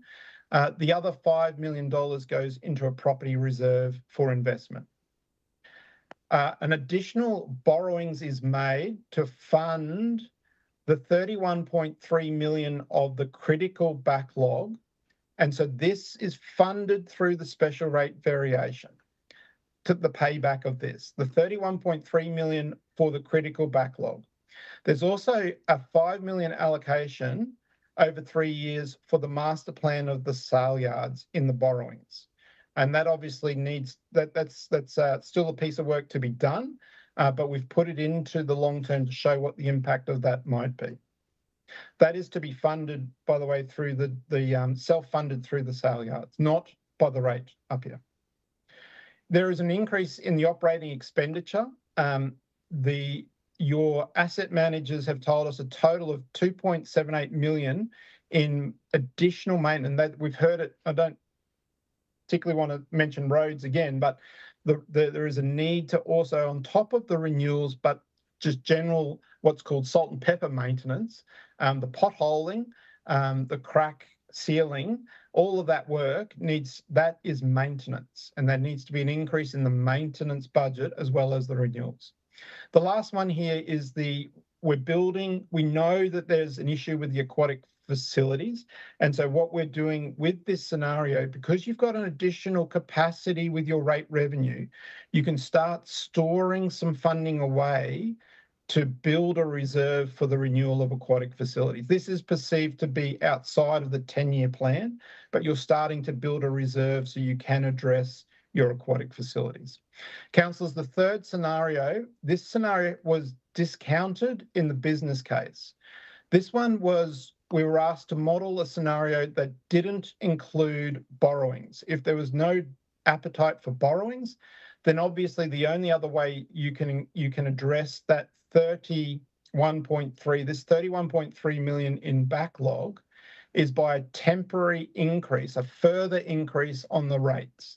And we discounted this in the assessment because the large increase in the first year of 33.9% was deemed to be too much of a burden on the community. And the complexity of really what you're asking here for is a temporary increase in the rates of 33.9% for 4 years, and then you have effectively a decrease, which is replacing it with a permanent special variation, too complex, and the burden on the community was too much. So the resolution to that was obviously turn to the borrowings in scenario 2 and spread the burden over the future years to pay back that borrowings. That's a 10-year period to pay back that borrowings. Councillors, that's the options. I might stop, Mr. Mayor, and just hand over to you at this point again. Yep. Any questions? Councillor Kent. Thanks a lot, Graham. I think in about the fourth slide, you mentioned the service catalogue, and I would like to thank the staff actually for the work that has been done on the service catalogue in the last 12 months. There wasn't one to the level of detail that we requested when we got here, and now we have a very good document, so thanks a lot. So my question, Graham, is there's nobody in the room who, as a matter of course, wants to raise rates. I mean, there wouldn't be anyone in the room. So what I need to understand is what are the levers that we have? I know it's not necessarily part of the work you do, but I'm thinking the levers we have, if we don't like the conclusions in option 2, really, and we want to take a responsible decision in terms of the long-term viability of the infrastructure in the community, the decisions we need to make is to reduce services and or sell additional assets. Are those really the core options we have if we want to change the conclusions? Councillor, I don't think you can avoid raising the rates. It's going to need to be needs to be there. The question as to whether you can achieve more efficiencies than what your executive have already included in the 25-26, well, of course, there would be some efficiencies still that could be found. Are they going to be material? I don't believe you will fix your recurrent operating position. I don't think you'll even get halfway towards fixing your, if you were to look at service cuts. And I don't know how you can achieve your vision to be the most livable community if you're going to start pulling services back from the community. So I would say you would need to revisit your vision for the community, because I don't think you're going to get to the most livable community in New South Wales by restricting hours to libraries and things like that, which is what other councils do to get efficiencies. They pull back on those. It's not efficiencies, let's be clear, it's pulling back on your services. Yeah, it's not an efficiency, it's pull back on service. That's the allocative efficiency part, where the councils could make a decision to reduce the hours to the libraries. It could reduce hours that the aquatic facilities are open.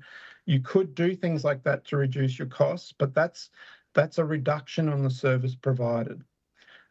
Your efficiencies, which may be achieved through delivering your services in another way, whether that's outsourcing or brings things in-house, that's a service review, and you've started to do a couple of those already, and I know that you've got a rolling plan to do more service reviews. Whether that is going to deliver, those service reviews typically,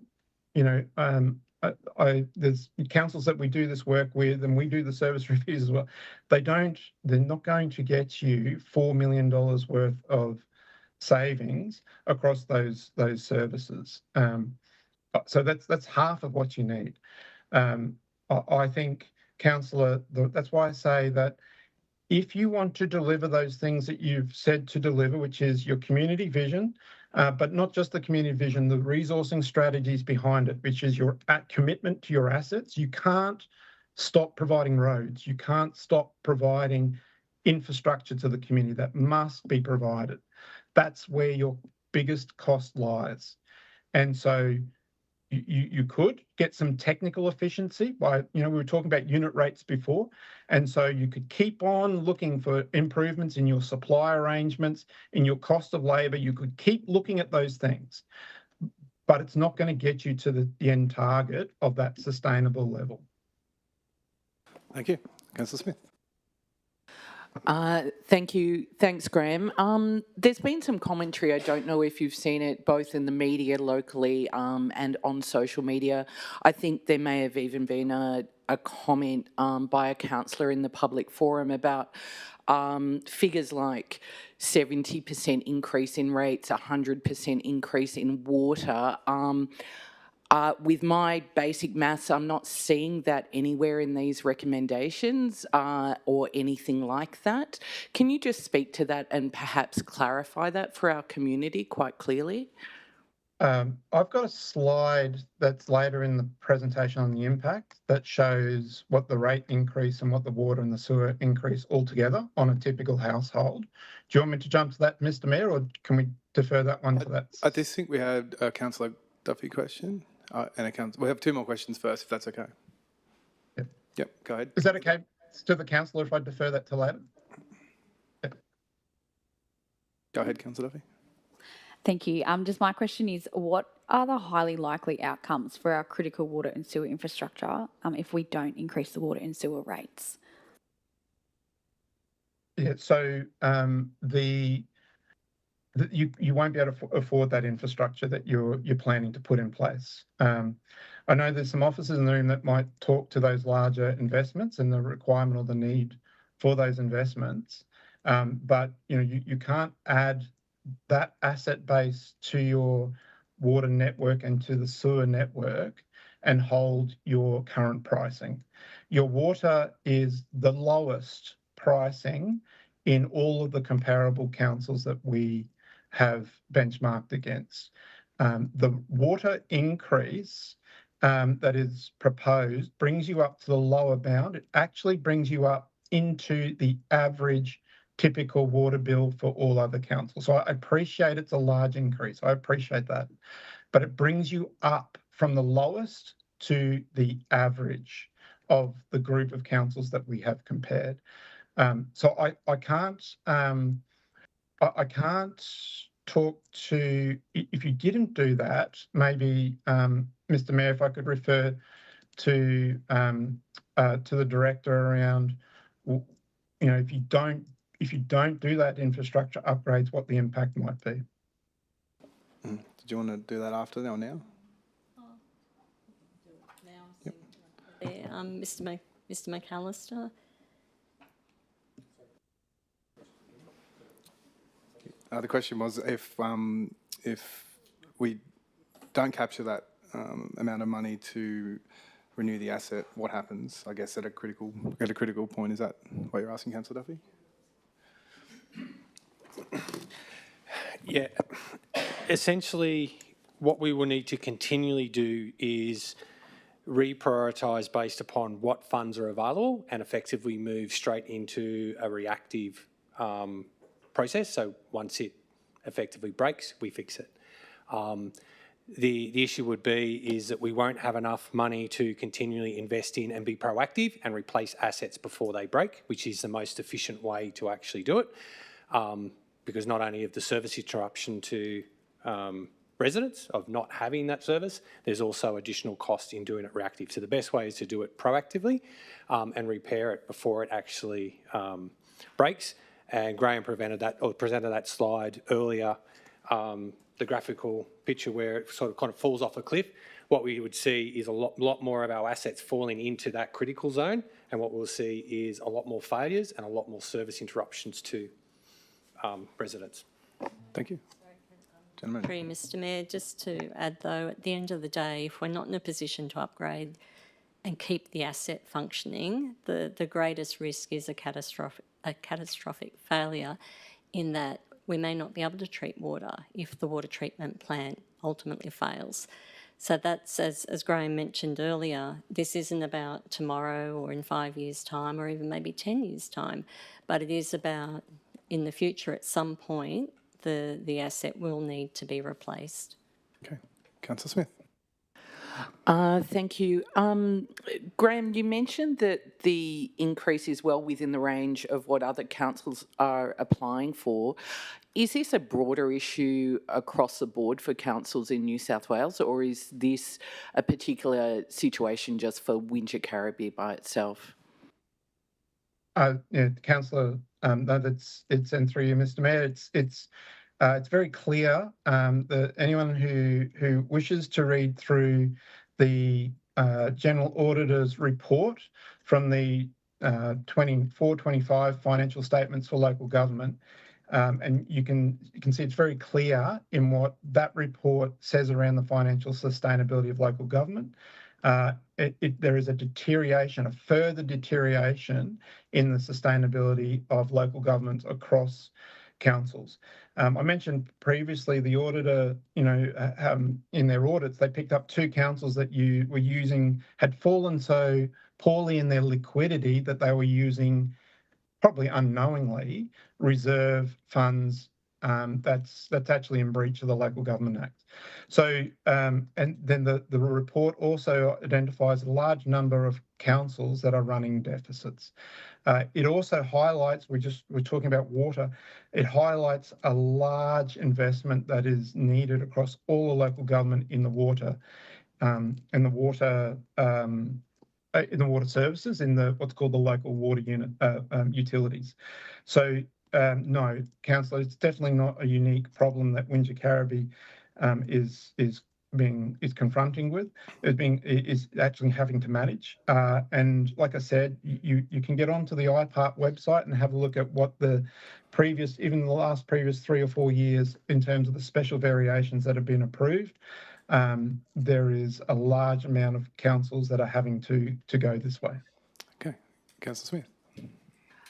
Sorry, one more question, Graham. You mentioned about borrowings in scenario 2, and I think when we had the workshop before, you explained how that might work. Could you just give a little bit more detail on that? That's not a regular just borrowing from the bank necessarily. Is that correct?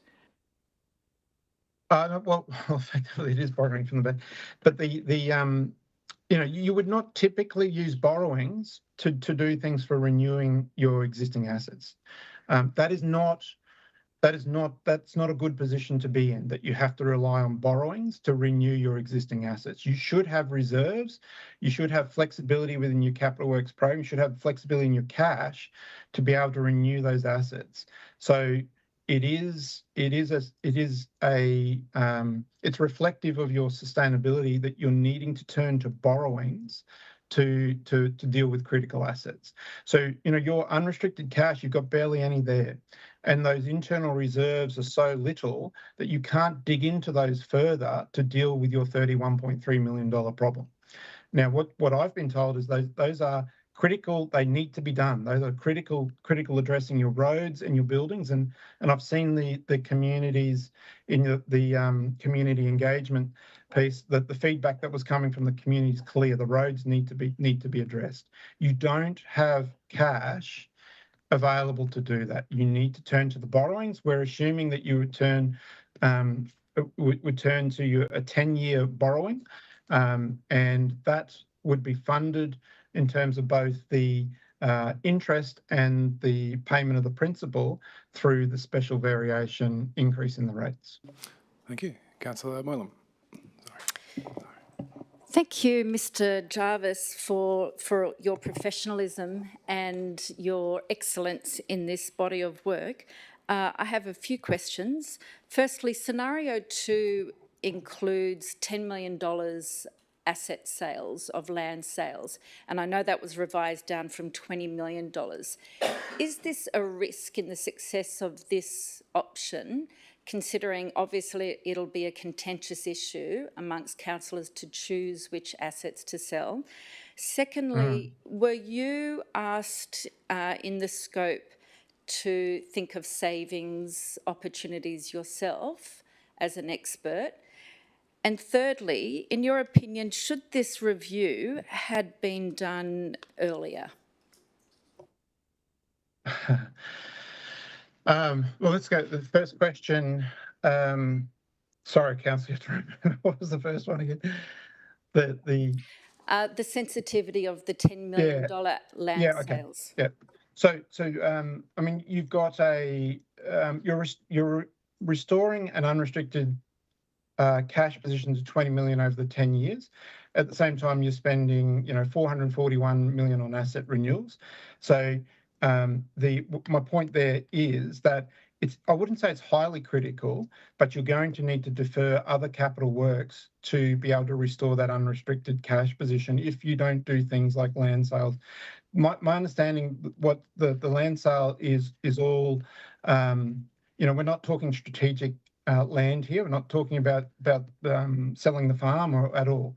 What we're talking about here is surplus land parcels that are available to be sold, and that which may well also reduce some maintenance costs to maintaining the land. So the opportunity here is to offload the surplus land parcels that are not strategic use for council, and obviously use that to increase the unrestricted cash. That makes liquid quite, if you can achieve that over 1 or 2 years, that's a good way to improve your unrestricted cash, which otherwise you would need to defer assets. So, you asked me, is it critical? You can do it other ways, yes. But if you've got surplus land that's costing you to maintain and to mow and whatever, and that is surplus, then I think it's a good thing to do. Second question, Councillor, again, apologies, you'll have to remind me. Certainly. Were you asked in the scope to think of any savings opportunities? Yeah. So what we did is we weren't obviously engaged to do a service review. Let's be clear with that. We haven't done service reviews. We did look at all of the net cost of services, and we looked at particularly those areas where they are fees and charge based. That the questions there around the efficiency of those services. So we did present, and we did a piece of work with yourselves around the importance of services and the effectiveness of the delivery of that service. and we showed you what the net cost of services were and how effective you were. And what we were trying to highlight are where the services are, if you consider them important, but they should be fee-based and they're running at a deficit, will then increase the fees for those services, particularly if they're privately consumed services. So we looked at those opportunities to lessen the burden on the rate where an increase in fee gets a better outcome for the net cost of the service. We highlighted the other costs in terms of at a whole of cost. So one of the things that was identified and your own CFO has done the work on, it's things like leave liability, the workers' compensation, like the premiums on those areas. So we went as far as council as pointing out the net cost of the services, and then your executive have taken the initiative to look at the other opportunities that have been built into the 25-26 budget. The third question, is that it, councillor? In your opinion, should this review have been done much earlier? Yeah, so, well, of course, if some of these things had been identified earlier, they wouldn't be as large. So the answer is yes, of course. I think it should have been done earlier. Some of the things that you have had to come through for COVID would have hidden some of hidden, when I say hidden, some of these issues we've had to dig into some detail to identify what the key issues are. So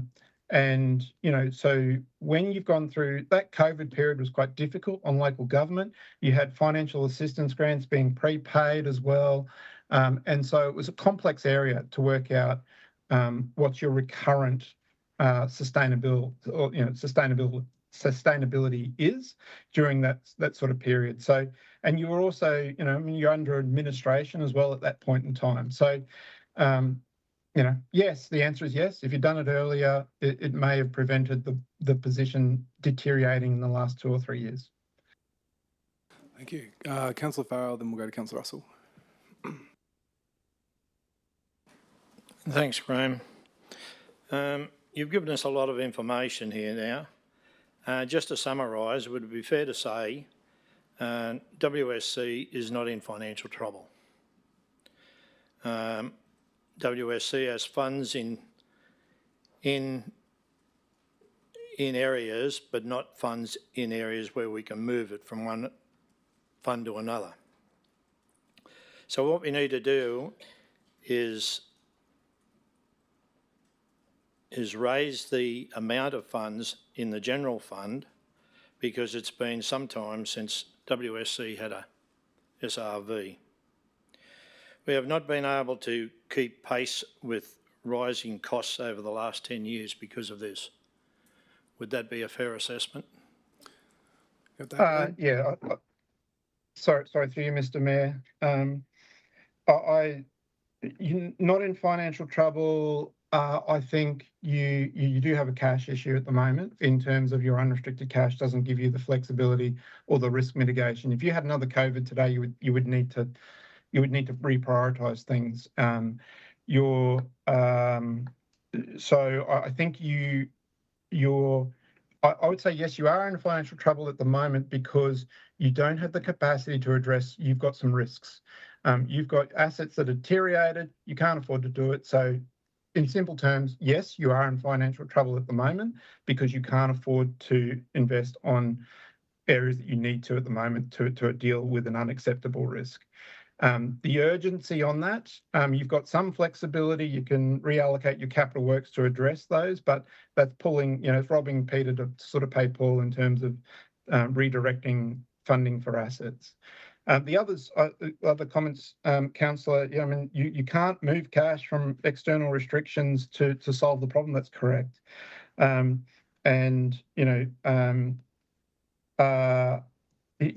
in a position where you are constrained in being able to deliver the vision and the delivery program that you want to deliver for your council, for your community. Okay.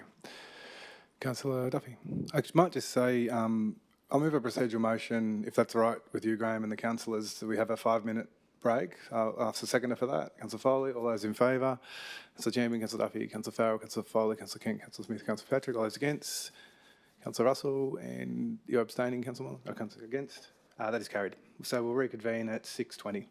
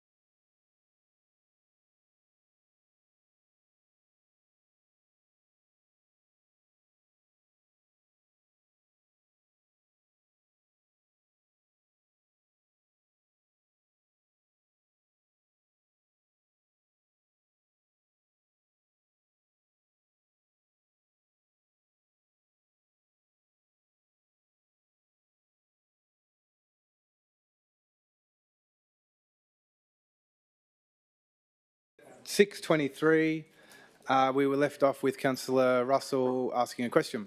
Fire away, Councillor Russell. Thank you. And thank you, Graham, for your tenacity with our questions. Where will the proposed borrowings place our debt service ratio? Is my first question. I've got a few.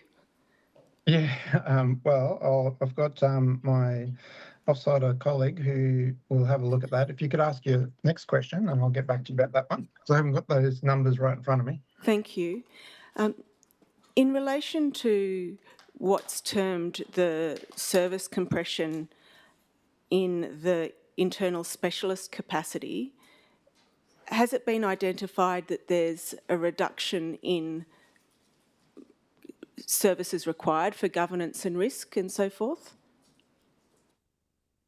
No, no, councillor, through Mr. Mayor, no, not that I'm aware of, but your executive did the development of the 25-26 budget, so maybe it's a question directed, Mr. Mayor, to the officers. General Manager. Thank you, Mr. Mayor. Ms. Jones. Councillor, what's happened is that we've had some vacancies and we've actually realigned some of our work practices to be more effective and efficient, and so turn those roles off. That's what that compression looks like. Thank you. Through you, Mayor, will that mean that in some areas we are then required to get consultants because we've lost that internal specialist capacity? General Manager. For you, Mr. Mayor, no. Okay. Thank you very much. We have discussed a bit about the rate rise and that many other councils are applying for similar size rate rise. Where was Wingecarribee Shire Council in terms of how high our rates were in comparison with other councils prior to this, and where will this rate rise place us in comparison to other councils? Okay, throwing that back to Graham. Yep. Yeah, thank you, Mr. Mayor. So, yeah, so there's two measures that we have presented to the councillors in terms of where your rates. We have presented the average rate, which is what is typically referred to in local government. But in saying that, it's also acknowledged that the average rate is a poor indicator, and particularly for Wingecarribee, it's a poor indicator because you have a large number of high-value properties, and you have a large proportion. I think it's about 47% of your lower value properties on the minimum, and so what that does is it pushes the average right up. So your average rate, if you use average, councillor, you are one of the highest on an average, but the average is not an appropriate way to answer the question that you have asked. The median rate is what's the midpoint. It's much more representative of the middle of your ratepayers. And I haven't got the figure right on top of my head, but if you were to have a look at the average rate, and I'm just keeping an eye on my screen here to see if my offside has got it, but the average rate from off the top of my head is just under 2,000 a year. If you look at the median, it brings it down to about 1,536. So that just shows you the anomaly in that your average is skewed and you can't rely on the average. So the difficulty, though, councillor, in answering your question is because other councils don't publish their median rate. We've done some sampling, and your median rate is not is within the middle or the middle of those other comparable councils of similar councils to you. So yes, your rate will increase. Obviously, a cumulative increase of 34.4 will bring that up, and you will be amongst the upper group of your councils in terms of a median, the median rate. And so then the question is there capacity to pay for that? And that's where we're going with the next slides, councillor. Thank you. Okay. Yep, we'll go on to the next part. Thank you. Okay, so I'll just share my screen.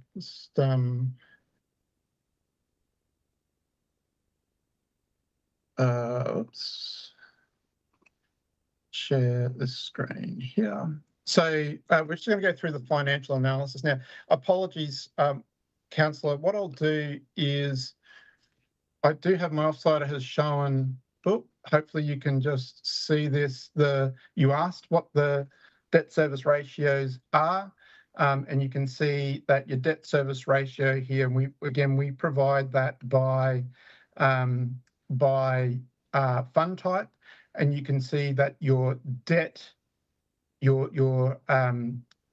service cover ratio is well above the target of 2. So it stays well above that for the debt service cover ratio, and the debt service ratio between 0 and 20% is, well, not sure if you can still see my screen. No, we've lost the visual. Something's going wrong. Can you see my screen now? So the debt service the debt service ratio again falls well within the range. Okay. So you can service those loans comfortably, Councillor, because it's included in the special rate variation to use those rates to pay back those loans. Okay. Does that make sense, Councillor? It's talking about the debt service cover ratio being greater than 2. Yeah. That's indicating so your general fund is well above 2. Yep. Is that current? That this is before we do anything. We're currently sitting at 18. That's correct. And then the actual rate rise doesn't come into effect until later here. So it's you're well covered in terms of your debt service cover ratio. Through you, Mayor. However, the number 2 is the OLG target. Am I right? Greater than 2. That's correct. Greater than 2. Thank you. Okay, sweet.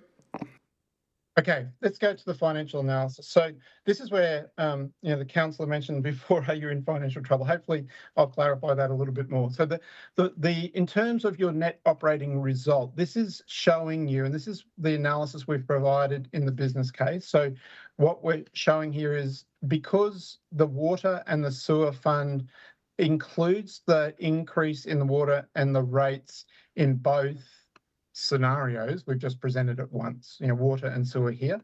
But for the general fund, we're showing what happens to the general fund in the base case, that's without a special variation, and under a case called sustainable assets and services, which includes the special variation. So the deficits, and so I guess what I want to clarify, when I say, like, are you in financial trouble? You are running deficits in the base case, but they do gradually improve. So there's not a deteriorating position. The question, why I guess I said that, are you in some trouble, is this is not going to solve your asset renewal problem for some time. And so the risk you're carrying through this period, in terms of what the condition of the assets are going to be in, I'm saying that's the unacceptable risk component.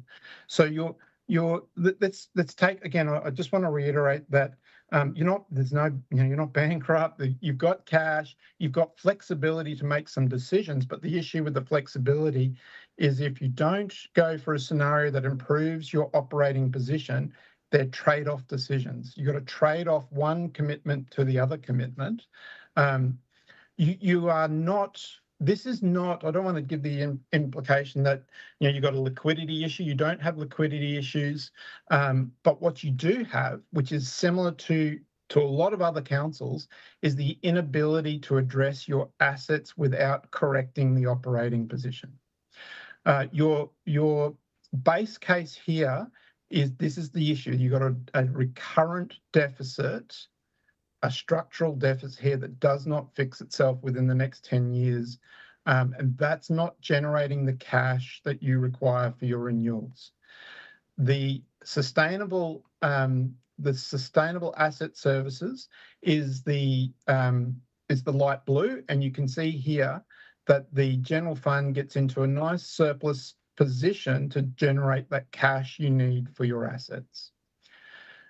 the water and the sewer fund, the increases in the water and the sewer fund maintain your surplus position to achieve what's called the lower bound cost recovery, because it's got to cover the cost of the assets. I know I'm flowing through this a little bit quick because of time, but no doubt you'll bring me back if you've got some questions. So the general rate increase, I just want, again, this slide is to clarify that this base case has got the rate peg included. So we're projecting a rate peg base of 2.5, plus you get your growth component, which gives you your total increase in the rate revenue of 3.9%, and then it drops down to 3.8. The proposed increase through the special rate variation is identified here. It's 8%, 3.45%. Add that onto the rate peg, gives you the 11.9, 11.9, 7.3. So it's really the 8%, the 2 years of 8% and 3.45% on top of the rate peg is what we are looking at in terms of what the impact is going to be. What that does to general rates, of course, in terms of the cumulative increase, so this is important to show because, again, I said it's not just add this to the 11.9 to 11.9 to 7.35 to show the impact. It's the cumulative impact of that over 3 years, and that's where you get to the 34.4% increase over 3 years. At the base case, just on the rate peg, it will increase by 12.1. So you're looking at a 22.3% increase cumulatively under the proposed sustainable asset and services scenario. It looks a bit like this graphically. I think some people like it better in graphs than the numbers, so I've provided it in a graph. You've got the 2 years of 11.9%, the light blue being the special variation scenario, and the dark blue being just the base case with the rate peg. So there's this additional component for 3 years to bring up your rate revenue to address the underlying structural deficit, as well as giving the capacity to pay back those loans. The general rate revenue, of course, increases, and here's the increase in the general rate revenue across the 10 years. It obviously increases as it goes out because of the indexation that is applied. But so for the first year, it creates $5.3 million additional rate revenue, 11.4 after the second year, and then after the third increase, council's got $14.7 million more in rate revenue to address those asset renewals issues, to pay back the loans, and to increase the unrestricted cash, as well as storing some cash aside for those future. I mentioned a reserve for the aquatic facilities going forward. So this gives you the capacity to address your current issues, as well as fulfilling your responsibility to look after future generations. Councillors, this is the asset renewal. So the purpose of this slide, I know there's numbers and a lot of numbers, is to show you the difference under the base case without a special variation, what you can afford to do with your asset renewals compared to the sustainable asset services. In total, you are talking about, this is just for asset renewals, not total capital. Just for asset renewals, there's $100 million spent on asset renewal under the case where it's got the rate rise. And that's really what that is funding. The additional money's going into particularly roads, of course.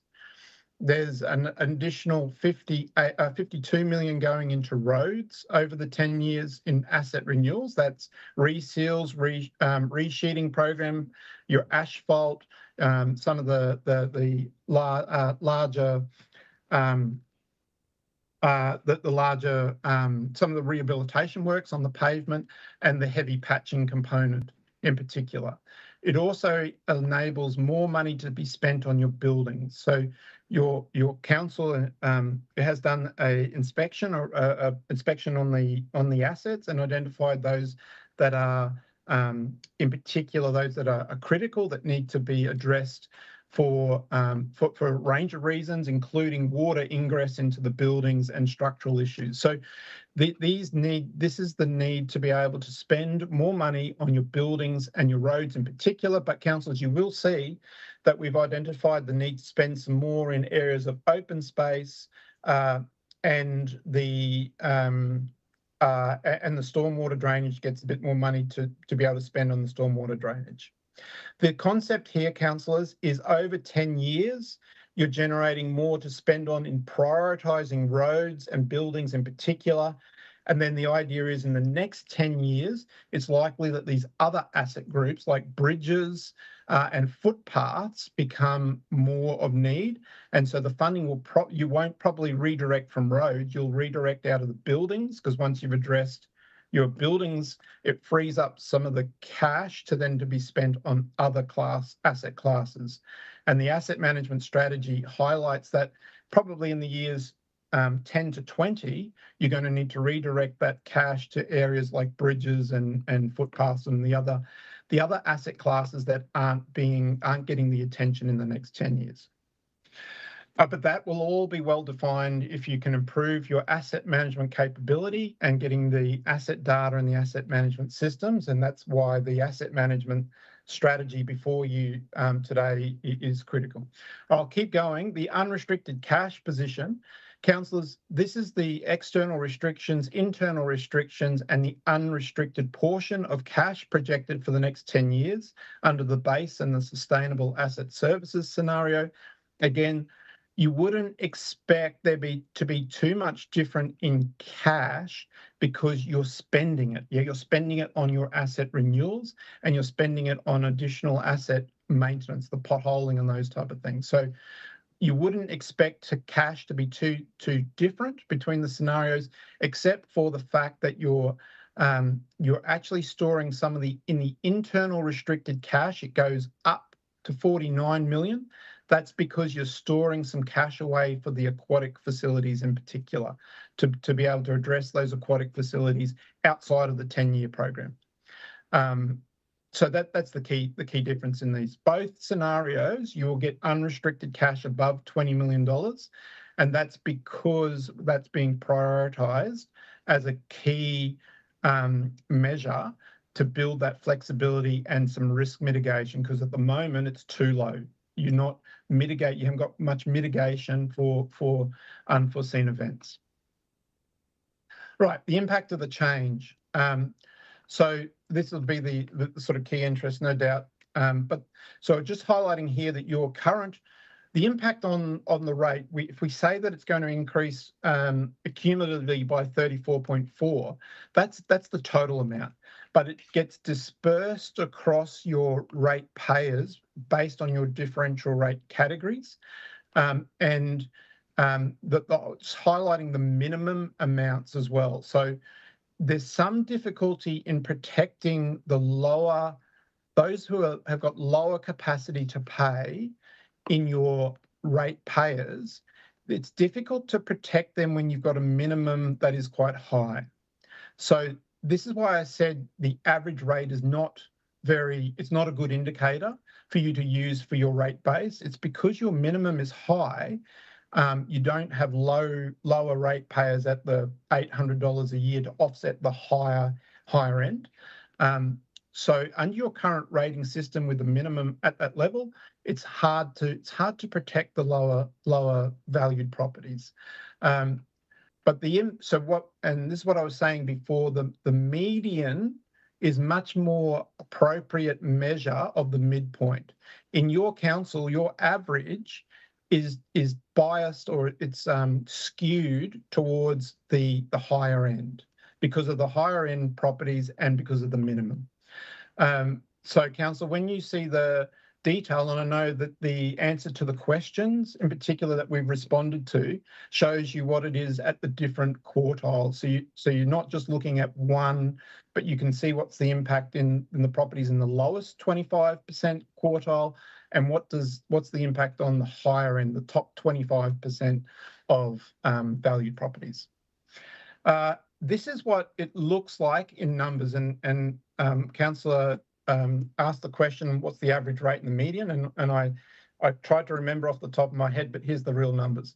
So the residential ordinary has an average rate of 2,101, but the median is 1,506. And that's why I'm saying the average rate, if you go ahead with a special variation, you have to publish what the average rate is, but it's going to distort the true picture because of your higher end value properties. This is what your yield in your rate revenue returns at the moment. What we've done in the and this is what the charges and the increase in the charges looks like that we've modelled in terms of the base case and the sustainable. Both of the case have the sewer increase, the sewage volumetric charge and the trade waste going up those 8.5, 8.5, 8.5. The water 26, 26, 26. And again, that is because of your low pricing in your water at the moment. And that brings you back up into average amount of water price. The water, what we've suggested to your councils, there's a typo in, so C note 2, because fees and charges, I can't give you a percentage there because it's changed. Each fee and charge is different. But what we've suggested in the water pricing is that you increase the water access charge by 15% and increase the water consumption charge by 26%.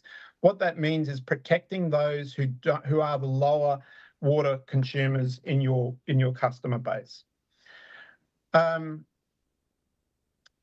So what we've done is we've modelled this increase to a typical household. So this is a typical household this is a house that's on the minimum rate. So we've modelled what the change in their rate, what their access charge to water, what their usage charge, and we're assuming that this household uses 200 kilolitres of water a year. And so this is showing you the total impact of rate, water, and sewer charges.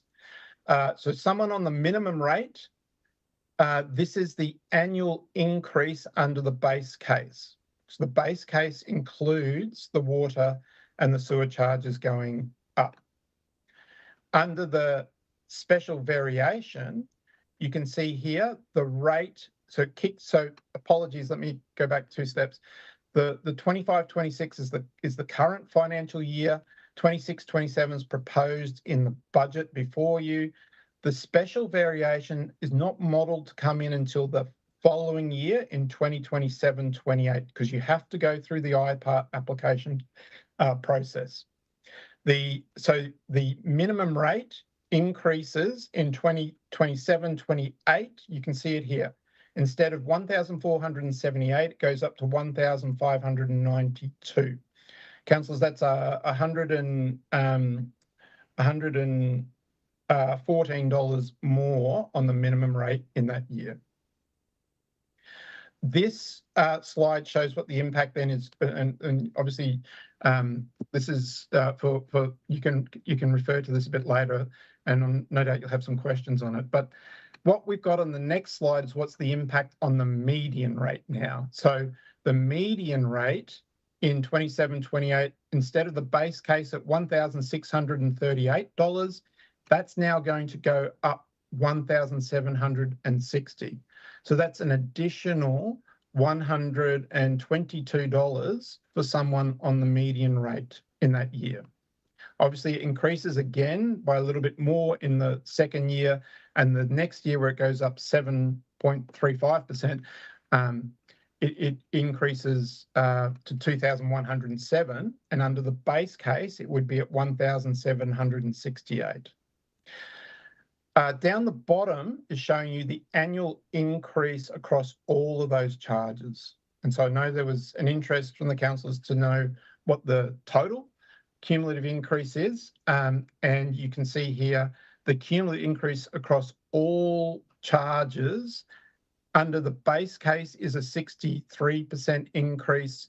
Under the sustainable asset services, under the base case, it would be 52%. Right. I might keep going, Mr. Mayor, unless you tell me otherwise. But Yep, okay, Councillor. Thank you. Through you, Mayor. Graham, is there anywhere where we have calculated the total, we've added up the land rates, the extra water and sewer, and the impacts of that? Like just just at this point, is there anywhere that we've added those three figures? Apologies, councillor. That's what I've got on the screen here. The water, sewer and medium. The rates, water and sewer total. So that's everything that we're proposing in that slide? Well, this is just the rates, the water and the sewer is what we've got on this slide. It obviously doesn't include the fees and charges that are outside of the rates, water and sewer. Okay, thank you. Yep. Okay. Yep. If we can go to the next part. Right. So capacity to pay then. So this is where, and down the track, councillors, there's a more detailed capacity to pay that needs to be submitted as part of an IPART submission if you go that far to doing a special variation. So this is we're presenting here the key things that that the IPART requires you to have a look at. So in terms of your median weekly household, so again, like the average and the median, you can see that you don't want this indicator to be skewed by your really high-end income earners. So you're using median. The median household income in Wingecarribee is one of the highest of your group. You can see all these other councils. So the capacity to pay consideration on weekly household income is that you've got one of the highest weekly household incomes coming into your households. Median. And I know we heard earlier this evening about those who are struggling. But this is the median. In comparison to similar councils, you have the lowest unemployment rate, and this obviously can be impacted by participation rate.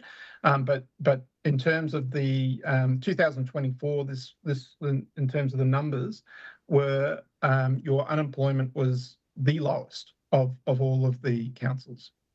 So these are some of the factors. I don't know which factors the Local Government Commission includes, but these are some of the things that they probably are looking at.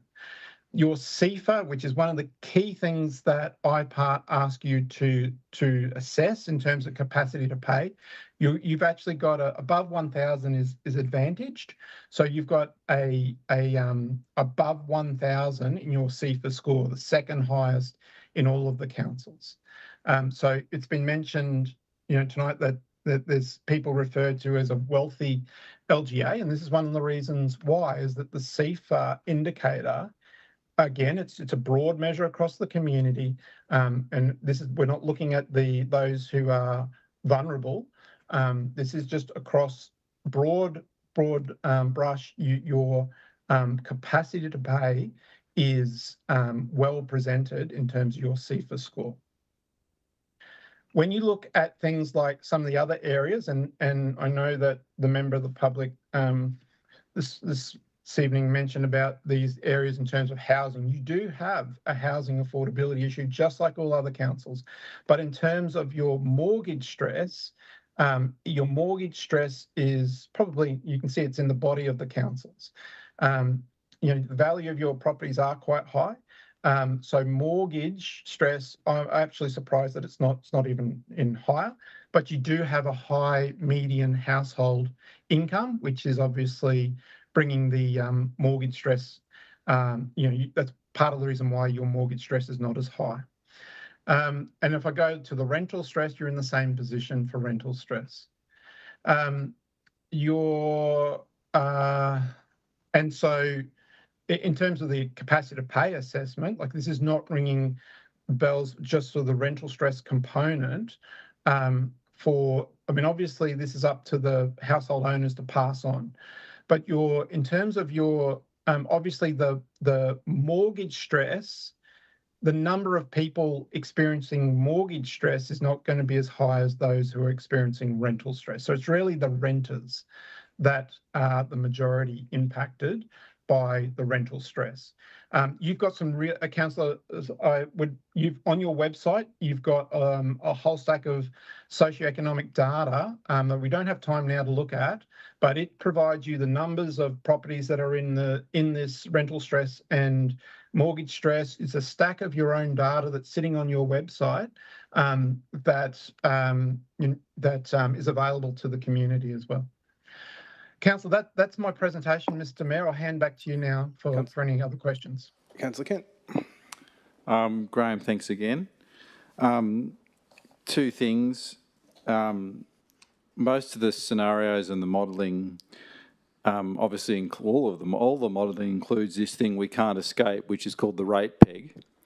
No one can escape that. So really, when I look at the general fund, what I understand is that 3-year scenario, so option 2, 3-year scenario, what I read are the things that would be subject to the SRV, assuming that if it goes ahead and assuming that we can't escape the rate peg, is we're talking on terms of the general fund, so i.e. household rates, we're talking about 8%, 8% and 3.4%. Have I got it right? I'm sorry if I haven't.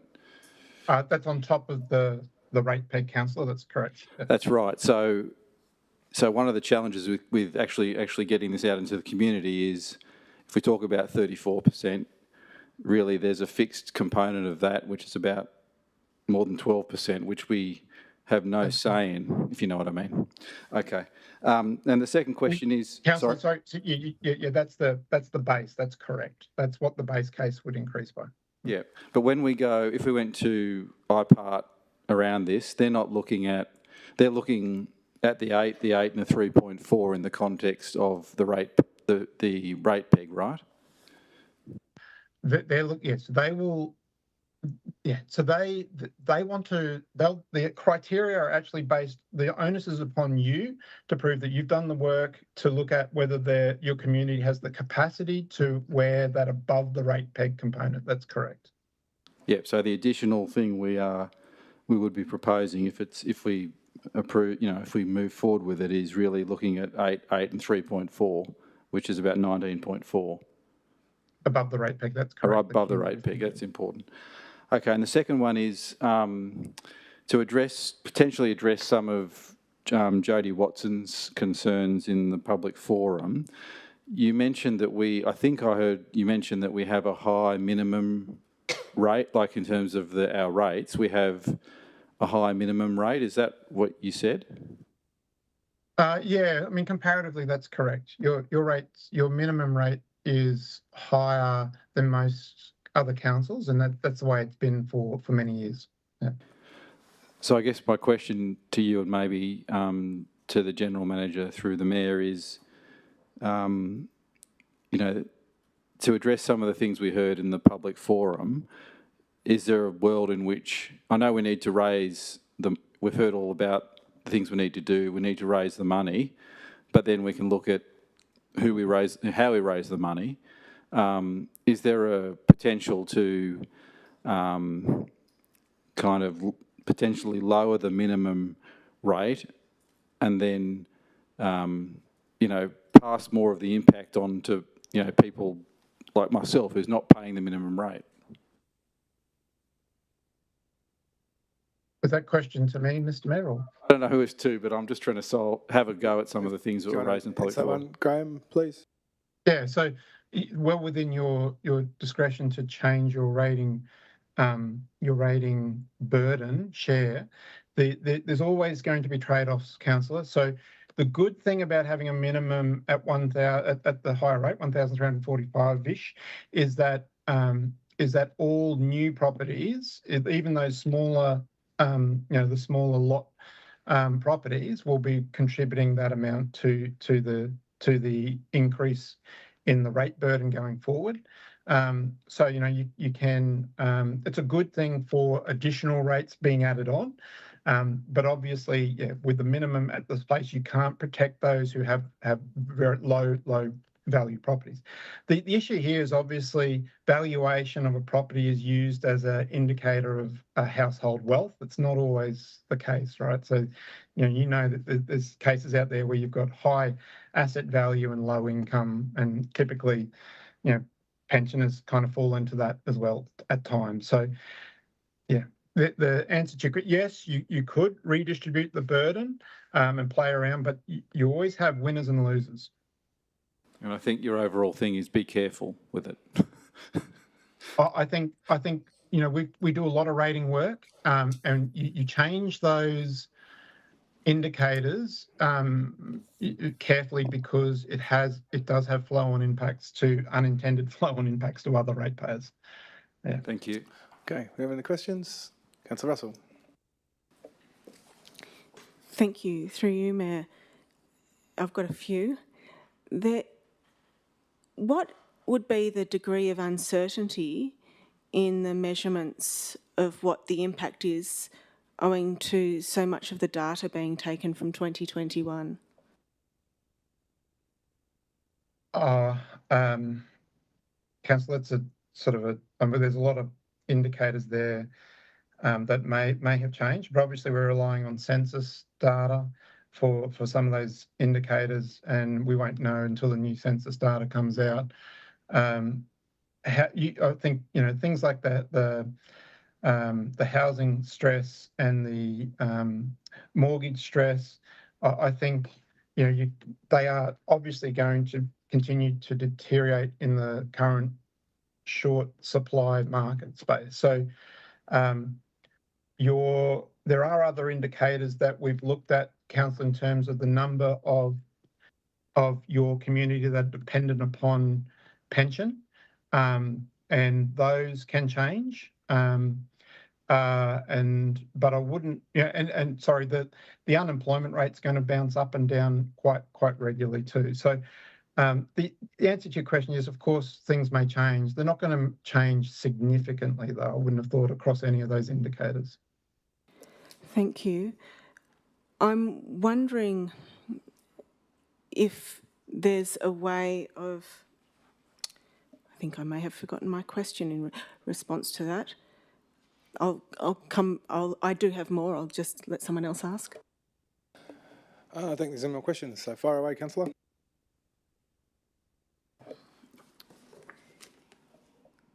Is there, on page 62 of your report, table 7.4, the impact on residential ratepayers, Graham, I've just noticed some differences in the figures compared to the slides that you presented. It may be different in what we had printed as councillors. Are you aware of, I'm just looking at, it says the increase of 11.7. Now that's different from the increase of 11.9. It's a small detail, but I'm just wondering how much of the data has shifted since this document was printed for councillors. Which report are you referring to, Councillor? Because we've provided quite a few reports. Yes, there's a lot of information here. It's page 62 of the AEC Group report, and there's on the financial sustainability assessment. Correct. Yeah, so that, Councillor, was provided to you in December last year, which we've moved on from there. So the business case was following that, and then obviously the recent work on the long-term financial plan has refined things as well.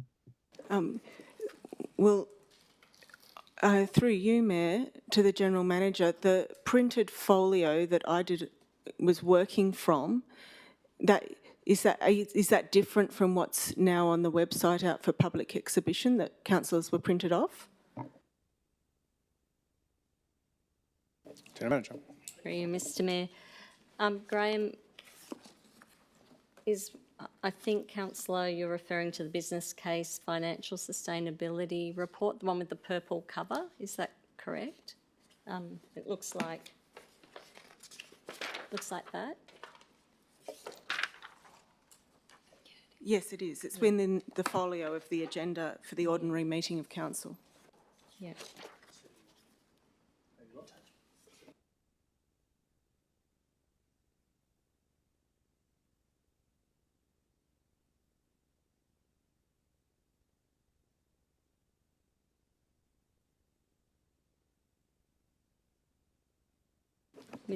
Ms Jones, are you able to assist? Graham, just for clarification, the councillor has confirmed that she's working from the business case document, not the assessment. Okay. Yeah, and through you, Mr. Mayor. So there has been a progression in the numbers, and the numbers will have changed from the financial sustainability assessment to the business case, and then there's been more refinement since then into getting into your LTFP because of the budget considerations that the executive have worked through and what's presented. So the numbers might have changed slightly because of changes that have happened, but and that's because of the maturity of the modelling. Okay. Any further questions? Okay, Graham, thank you. We will let you go there and we'll move on to our first item. Thank you, Mr. Mayor. Thank you. Thank you, everyone. Thank you. Okay, I'll move item 8.1.1, draft operational plan and budget 26-27, draft fees and charges, 26-27, draft long-term financial plan, 26 to 2036, and draft assessment management plan 26 to 2036 for public exhibition. The recommendation is on page 13 of the agenda. Do I have a seconder, please? Councillor Foley, would anyone like to speak to this? Councillor Moylan. Thank you, Mr Mayor. Councillors, let's be clear. What we're looking at is a massive, if accepted, a massive impact on residents. We are looking at 34% increase in rates, $36 million in borrowings, which our children will be paying off. We're looking at more than 78% cumulative impact on water increases. We're looking at more than 25% increase in sewer. And we're looking at up to 100% increase in some fees and charges. Now, the expert has described this as a corrective measure. It must have been very wrong to warrant this kind of correction. Councillors, I have been approached by over 700 residents just in the last week alone and on this. And the common theme from all of those residents is that in this body of work, there is too much focus on asking residents to pay more and not enough focus on efficiency. Now, we cannot control what is out of our control. We can't control what's happening in Canberra, we can't control what's happening overseas, but we can control what is happening here and we can control it now. We can tighten our purse strings, we can, and we must not be asking residents to pay more and more and open their wallets more.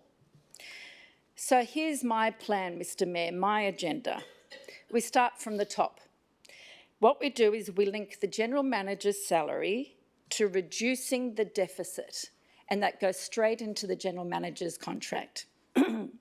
2, we take a zero budget approach. We build the budget from the ground up. 3, the business cases that come before us as councillors, they need to look at both sides of the ledger. 4, we need to spend more on core council services and we need to spend less on non-core council services. So if you're interested in spending more on roads, then I'm with you. If you're interested in spending more on rubbish removal that is taken away on time, then I'm with you. If you're interested in spending more on efficient development applications, then I'm with you. If you're interested in spending more on council-owned sports fields, then I'm with you. If you're interested in spending more on quickly achieving things like outdoor dining applications for small businesses, then I'm with you. And if you're interested in spending more on promoting tourism and people coming to this area, the most beautiful area in Australia, to grow our local economy, then I'm with you. And if you're interested in spending less on candle making workshops, then I'm with you. And if you're interested in spending less on curtain making workshops, I'm with you. And if you're interested in spending less on paying back borrowings for loans that we didn't need to take out, then I'm with you. And if you're interested in spending less on what appears to be shopping for a flood risk study that says it's okay to develop in a known flood-prone area, then I'm with you on that too. Now, we just heard that the expert did not have in his scope savings. I think it's very anti-intuitive for staff to look at savings on their own operation. So we need to pause here and we need to do much harder work in terms of efficiencies. We need to advocate for higher financial assistance grants. We are serving the residents, Mr. Mayor. It's not the other way around. We are holding their money in trust and we need to spend it wisely. And residents are telling me that we are not doing a good enough job with the money that they've already given us. So I do not support asking residents to open their wallets more. Thank you, Councillor. Councillor Russell. I would like to move an amendment that I have emailed through to Dr. Lidgard. We'll get that up on screen. Okay. So I'll move it with a change because, oh no, we can leave it as it is. Okay, just check the wording on the screen. You happy with that? I'll read out the wording because it'll take some time for which I asked is not part of my speaking time because I note it's rather long. So that Council note that Graham Jarvis has stated that there has been a very low assessment of technical efficiencies that could be made by Council on what is best value and how we deliver all Council services.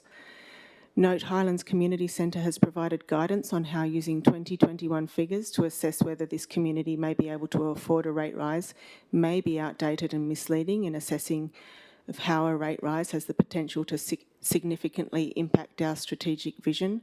By 2035, Wingecarribee will be the most livable place in New South Wales for all generations to thrive. 3, the General Manager has stated we are not in a financial crisis in Wingecarribee Shire Council, and Graham Jarvis has stated that Council is not broke. 4, principles for local government. In the Local Government Act, it stipulates 8AB, councils shall carry out functions in a way that provides the best possible value for residents and ratepayers. 5, acknowledging the role of the governing body in section 223, that C, to ensure as far as possible the financial sustainability of council, and also section 223F, to determine and adopt a rating and revenue policy and operational plans that support the optimal allocation of the council's resources to implement the strategic plan of the council and for the benefit of the local area. 6, receive Wingecarribee Shire Council Financial Sustainability Business Case, Attachment 1, and note there is a material uncertainty regarding the figures relating to the, that should have a 2 in it, to the capacity of residents and ratepayers to pay for their proposed rate rises, including outdated information from 2021, and that impact assessments have not included a consideration of the rises in water and sewer rates in what ratepayers and residents have the capacity to pay, and how any rate rise will impact the residents and businesses in the Wingecarribee.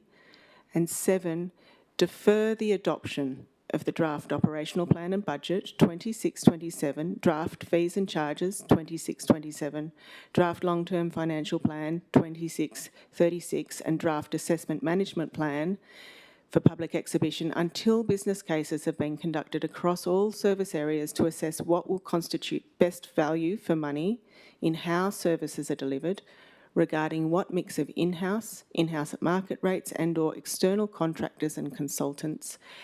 And these costings have been used to inform the costings input into the draft operational plan and budget, 26-27, etc. And the financial sustainability business case for any proposed rate rise. Okay, there's a seconder for this. Councillor Moylan, Councillor Russell. We know that in this report, even at 2021, this states that it will have a material impact on businesses. We know from listening to Highlands Community Centre that at present things are tougher from our community than they were in 2021, and that there has been a substantial increase on the need for financial assistance. We know that every dollar counts for our community right now in a cost of living crisis. We need to make sure that we, as a council, are chasing up every possible opportunity to make sure we are getting the very best value for every single dollar of our ratepayers' money and leaving no stone unturned. At present, we cannot say that we have applied our own priority of assessing what is the best value in service delivery. The General Manager has stated on record at the February Council meeting this year that we haven't done business cases to assess in what's best value in how we're delivering services. We know that as councillors, we didn't have input into the scope of this review. Now, that was down to the fact that although the Mayor, upon taking office, did fulfil his promise to the community to make sure that any consultant report that came to council that was greater than, any consultants that were employed by council that were more than $250,000 a year that could impact the entire Shire or more than 10,000 people should come to council. There was a line in that which said that technical or engineering reports didn't have to. Now, arguably, that means that any consultant report can get off on a technicality. The General Manager was very specific in the February meeting that this AEC report was a technicality, but also that it was the role of management to adopt our policies as if they were their own when conducting business. Because I had a notice of motion that suggested that we should align our risk policy, where it said that we had no appetite to obtain contractors or consultants without first assessing best value for money, and we have an operational priority to assess best value in services. So a step has been missed. I know that we can trust our management to do so in terms of applying our risk policy to our resourcing strategy and apply our risk policy to proceeding with this. But it's essential at this critical time, if we want to convince IPART that we have exhausted all possible avenues for doing cost-benefit analysis on how we're delivering services, as is our obligation under the Local Government Act in more than one place. If we're going to convince IPART that we've done that, then we need to make sure that we've done those assessments before we're applying for a rate rise and before we're going to put this out to the community, because it's going to, I would suggest that arguably, it's going to materially impact the figures on the table, and we don't know yet how our community are travelling in 2026 at a time when we have rises in cost of living across the board right now.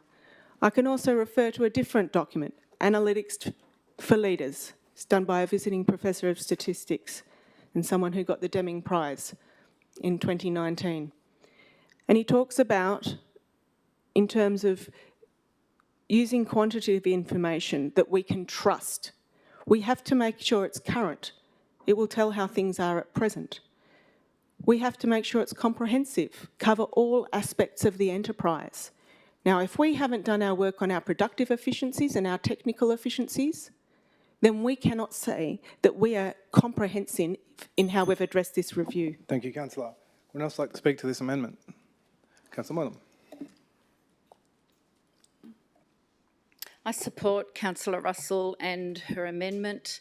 I particularly support the sentiment that we must do everything we possibly can to avoid this massive rate rise, these massive rate rises in water and sewer, and these massive rises in fees and charges, and this massive borrowing. We need to make sure that we don't leave any stone unturned, and there are other options outside of the scope of the AEC review. Thank you. Would else like to speak to this? Councillor Kent. I'll speak against this motion. Both Councillor Mayoral and Councillor Russell have been part of what has effectively been a 12-month process, which started with the service catalogue development to break down all the services and the associated FTE, its full-time equivalent, and the cost. We have had a detailed process in partnership with the AEC to get to today, and to say, oh, well, I want to defer the documents that we've inputted to for the best part of 12 months, not put them on public exhibition, and then give the community no say in the plans that they've been part of developing, and then potentially risk us not having a budget in place for the 1st of July. It's laughable. Also, if we just scroll to the last paragraph of this proposed amendment, Councillor Russell has asked the question about business cases, best value for money, in-house, out-house, probably 4 or 5 times. The answer's been provided to all of us consistently. I'm going to read an example of it, because I asked the question months ago. Is your point of order, Councillor?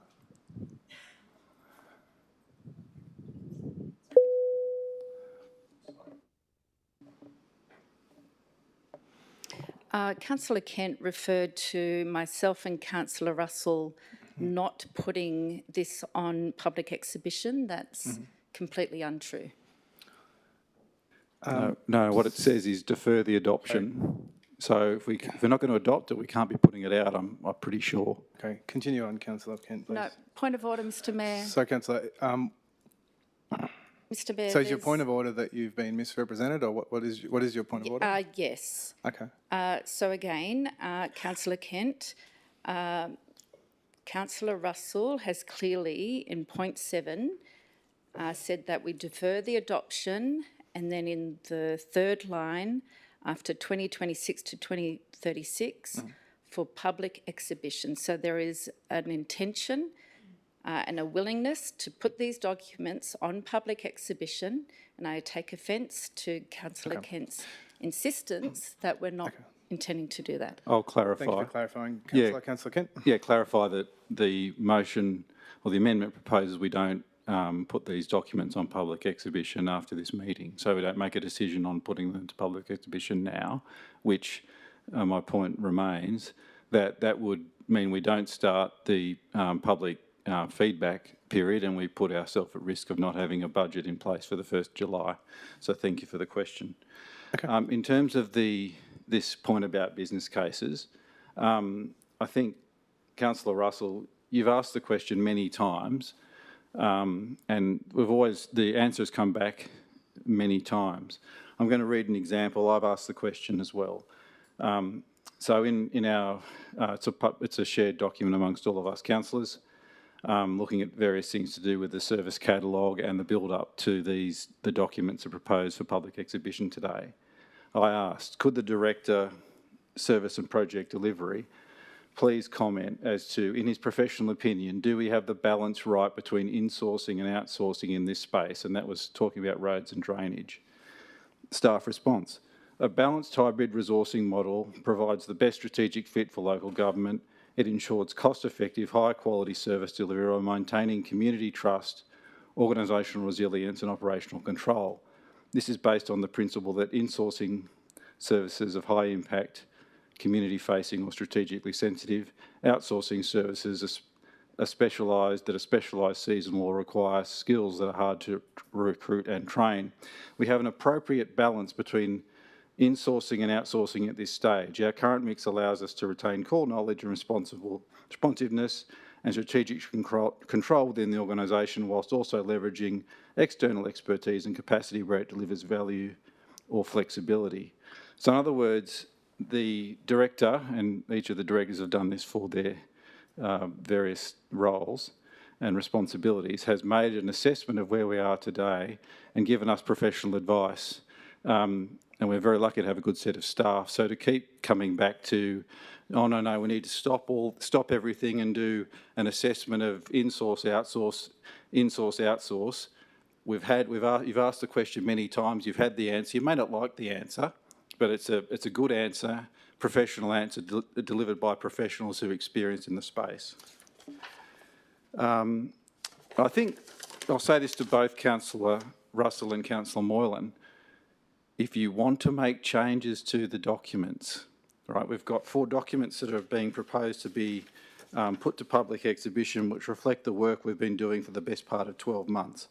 They're called the Draft Operational Plan and Budget for 26-27, the Draft Fees and Charges for 26-27, the Draft Long-Term Financial Plan for 26-27, and the Draft Asset Management Strategy 26 to 2036. That's what we're talking about today. We're not talking about more process or, I don't like what we've been doing in the last 12 months, let's stop this and look at it this way. We are talking about those 4 documents. If you want to change anything in those 4 documents, produce amendments to those documents. But to talk about more process, and I don't like the answer to insource, outsource, that's not leadership. Thank you. Through you, Mayor, I've got a question to Councillor Kent. Councillor Russell?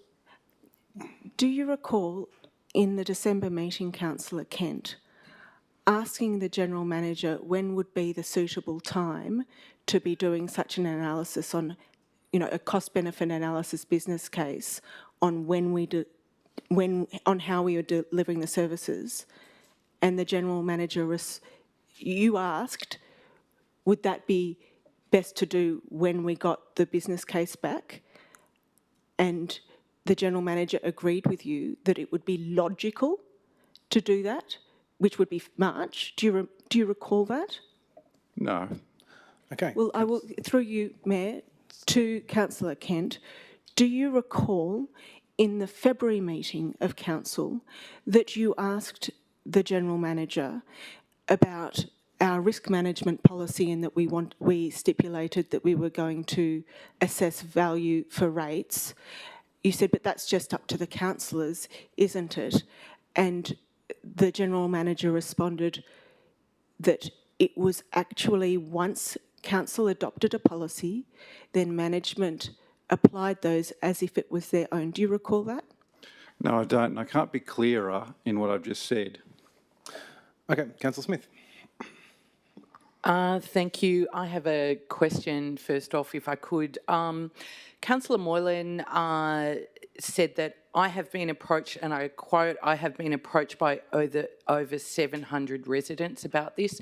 In the interests of good governance, I was wondering if the councillor would be willing to share those 700 responses with other councillors, because I, for one, have not received that. Councillor Moylan, would you like to share those with the council, those 700 responses? I don't see the relevance in that, Mr Mayor. Okay, that's okay. Councillor can choose to answer the question Thank however you. she likes. Through you, Mayor. Councillor Russell? I have a question to clarify, to the General Manager, to clarify Councillor Kent's statement. Councillor Kent was saying that the staff had assessed what's best value. However, you previously stated that no business cases had been done. Could you clarify how it's been assessed that we're providing the optimal service delivery model? General Manager. Thank you. So as part of the strategy day that we held late February, we qualified and clarified with councillors about business cases, service reviews, and the different times that they're used. Councillor, what I would say is that we, in line with the adopted financial strategy, which this council adopted in June 2025, as part of that we look at service reviews and looking at what services we should be in. Where there are major changes, council will recall, a business case was brought to this chamber a meeting or so ago, looking at what would deliver the best outcome in terms of a service. So we don't do business cases for everything. We will do it where there is a major change, a new initiative, and I believe I've explained this before.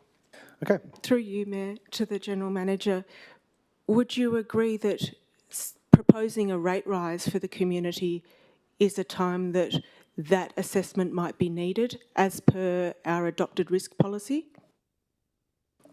General Manager. Sorry, through you, Mr Mayor, the financial sustainability assessment and the business case that AEC have prepared fulfil that, in my view. And it was a technical assessment undertaken by AEC. Thank you, Mr Mayor. Through you, Thank you. Mr Mayor, Councillor, to the General Manager. If you could just wait until I call you, please, just Thank with you. procedurally. Thank you. Through you, Mr Mayor, to the General Manager. Graham from AEC expressed that there had been little assessment of what was the most efficient way in terms of technical and productive inputs in the costings. Given that statement, would you agree that now is the time to be doing those business cases before applying for a rate rise? General Manager. I'll take it on notice, Mr Mayor, because I think that there might be a misunderstanding.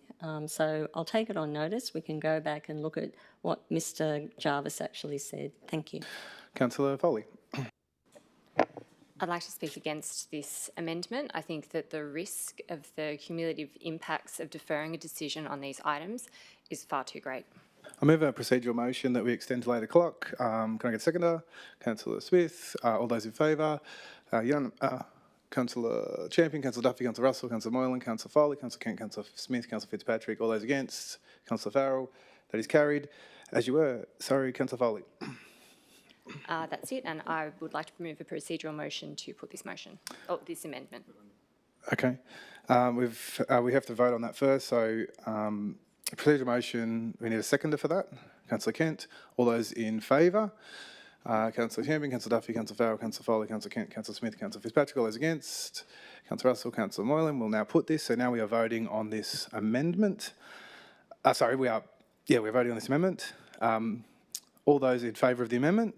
Councillor Russell, Councillor Moylan. All those against?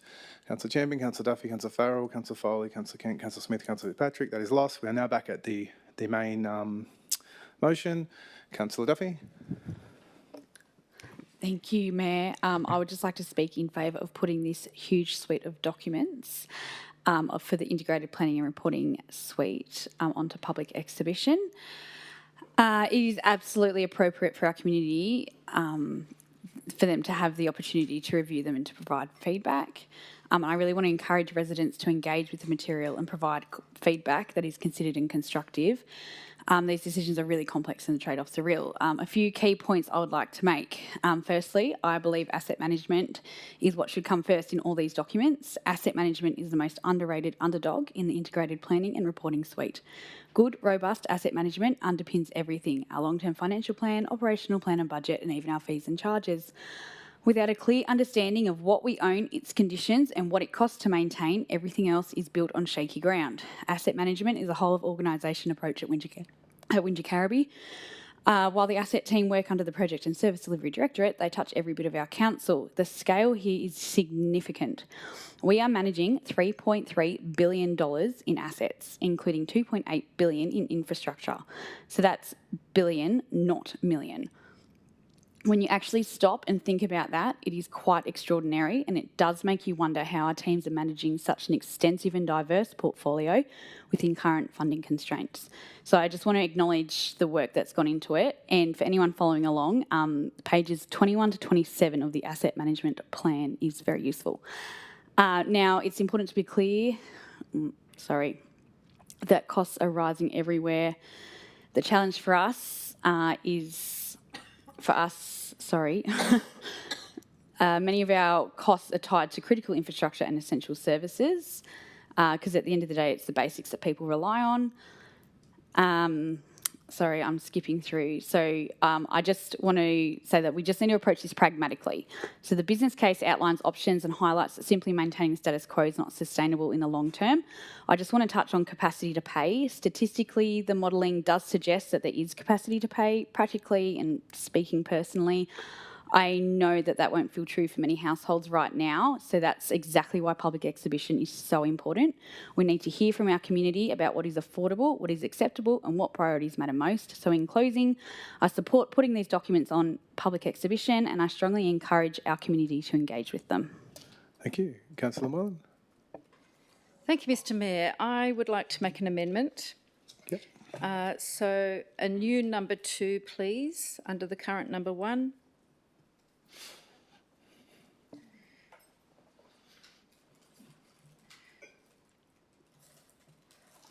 So council, facilitate a public meeting to explain and answer questions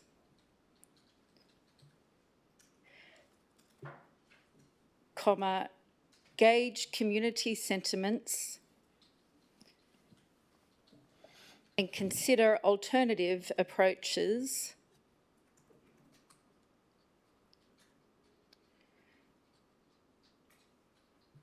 regarding the Wingecarribee Shire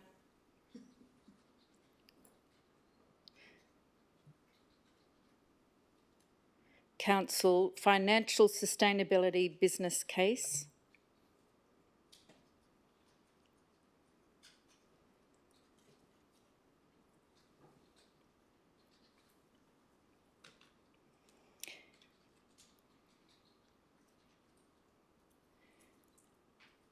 open brackets attachment 1 close brackets full stop. The meeting to be held at Mayoral Memorial Hall with a standing microphone and registered attendees. Thank you. And then in the current number 3, after the words endorse thee,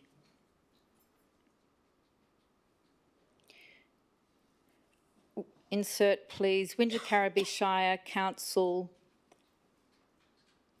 financial sustainability business case, open brackets attachment 1 close brackets comma. Thank you. And I reserve my right to speak to this, Mr Mayor. Okay, get seconded for this. Councillor Russell, Councillor Moylan. Thank you, Mr Mayor. It's important, I agree, that residents understand the justification for this massive proposed 34% rate increase and $36 million borrowings, and that at a public meeting, this will ensure that all residents have the opportunity to listen and ask questions and propose alternative solutions. And it's particularly necessary that the justification for this massive rate increase and additional borrowings are put on exhibition as well as having a public meeting. And the reason it's necessary is the justification for the 34% massive rate increase has already been factored into the 10-year budget. So we want to avoid a situation where residents are putting in their submissions, their feedback into the 10-year budget without knowing the justification for the massive 34% increase in rates. And Mr Mayor, it's very important that every resident has the opportunity to understand what is being proposed here, because not everyone has access to social media. And Mr Mayor, your Facebook account has 3,000 followers. There are 53,000 residents. So we must make sure that we give every resident ample opportunity to understand what's being proposed. Not everybody gets access to your whiteboard sessions. So it's critical that we have not only public exhibition, but a public meeting where as many people possible from our community have access to this information that will change their lives significantly. Thank you. I'll go speak first. Firstly, just in regard to the commentary around the whiteboard, I agree that that's a limited scope, potentially reaching people. However, on a few days ago, I was on ABC. I'm every week on Highlands FM with Ian. Win News was also this week. Only 4 weeks ago, I met with all community leaders. Quite regularly, I'm meeting with individual groups. I was only out at Wingellow not 3 or 4 days ago. So I don't think that the social media is the only way that we're attempting to reach people. I'll leave that there. And then I'll talk about not supporting this because, Councillor, it's premature.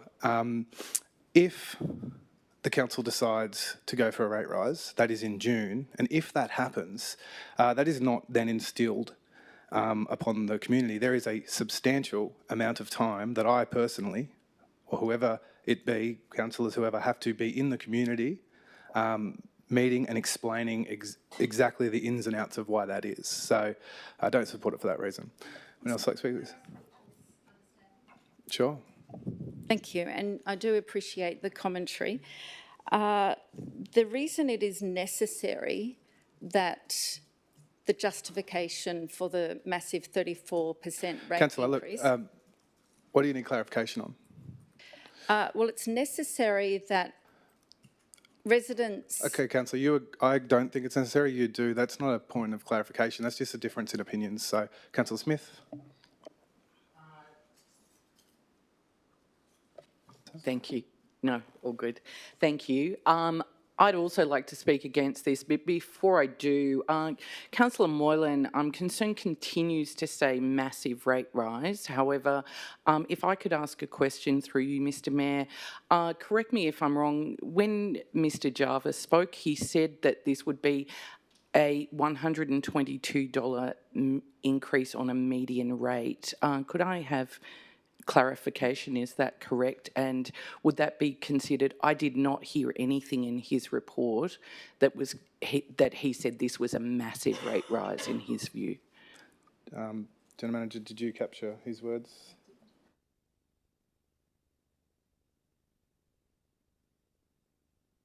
Thank you, Mr Mayor.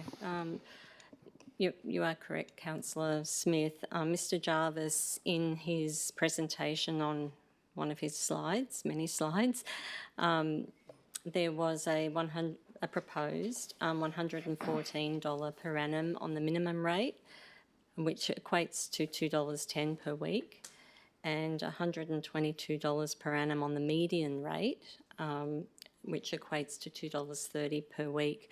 I believe Mr Jarvis also in his presentation referenced other IPART applications and encouraged people to have a look at the IPART website for previous and what other councils are seeking, noting that we're not alone in this. Thank you. Councillor Smith. Another question of clarification. It seems to be inferred that we're voting on a special rate variation today, and my understanding is we are absolutely not. We are voting to put this suite of documents on public exhibition. That is all the recommendation is calling for. That's not. We're not in that at the moment. We're in an amendment, but yes, back in the main body. Point misrepresentation, Mayor. Is it not true that an SRV scenario above the base case is actually worked into the long-term financial plan? Well, they're all drafts, Councillor. They're going on yes, exhibition. I know, but if they're going Councillor on exhibition... Councillor Smith asked me if we're making a decision on raising it. No, we are making a decision on putting it in draft up until only on June, whatever the date we meet in June is. Once we make that decision, that would be the decision point that Councillor is referring to. Councillor is asking if all we're simply doing is putting this on exhibition. However, to my point of misrepresentation, a rate rise is implicit in the documents that we are placing The long-term on financial exhibition. plans show scenarios, correct. Thank you. Councillor Smith. Just one other question, if I may, through you, Mayor, to the General Manager. Just around the communication process, my understanding from previous workshops and information we've had is that there would be a really clear communication plan. If we were to then look at an SRV, which we are not voting on today, but could the General Manager please speak to that? Is there a communication plan around any sort of thing like that? General Manager. Thank you, Councillor Smith. Before I ask Ms Jones to respond to that, just to clarify, the New South Wales Office of Local Government require councils to have 2 scenarios in their long-term financial plan. That is a requirement. So we have included for transparency base case and what that means, and then a scenario 2. And sitting behind scenario 2 is a whole lot of work, as has been noted, that the elected body has been involved in as part of the strategy sessions. Ms Jones, thank you. Councillor Smith, correct. So in June, when we bring the documents back, assuming we go on public exhibition this evening, for adoption, alongside of that will be a communications plan to support the next body of work as we work through the financial sustainability journey, irrespective of what the decision is regarding scenario 1 or 2, base case or SRV. But can I just throw, because you're after the detail, to the Manager, Community Life and Libraries?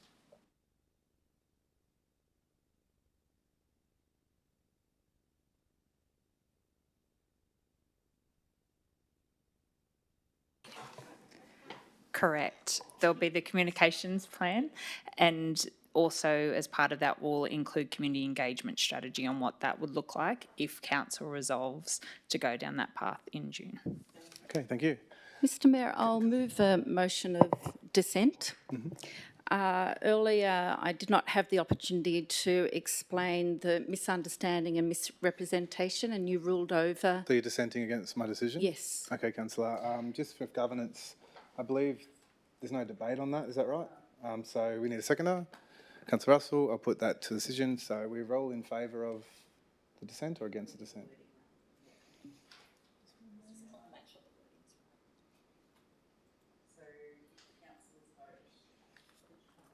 Sorry, Dr Lidgard. Yep, we'll give you one moment and then pop your microphone on.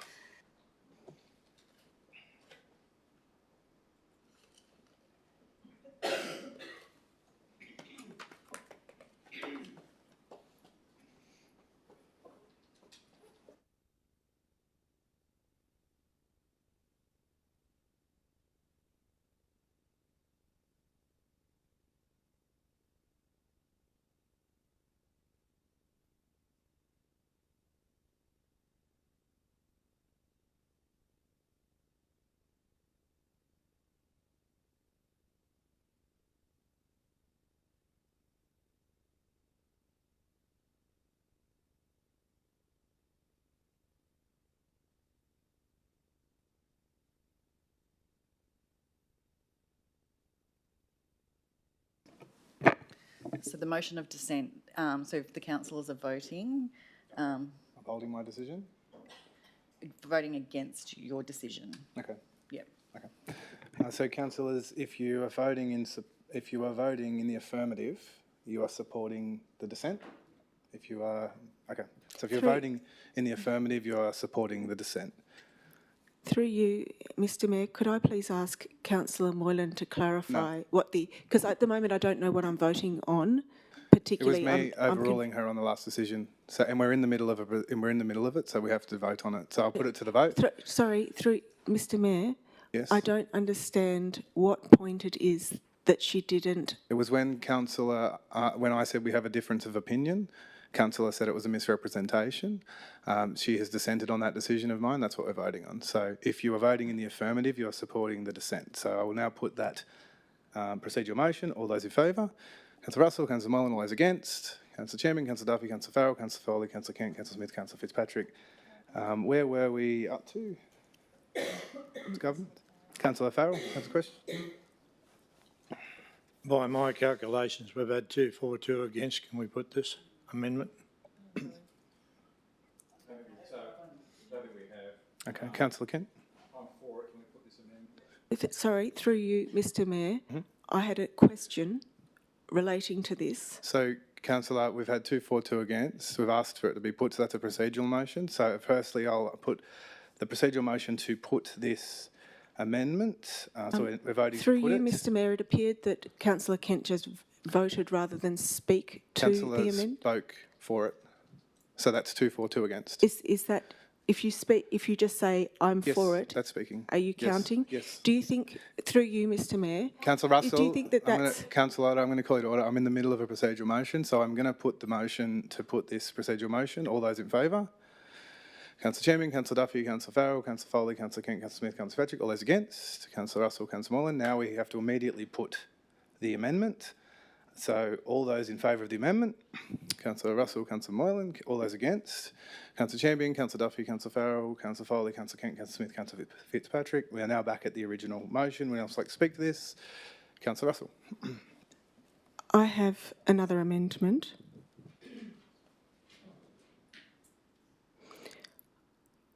I would like to add a point.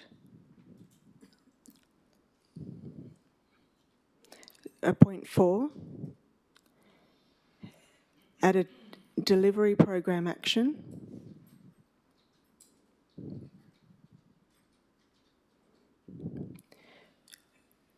To bring the average resolution of section 68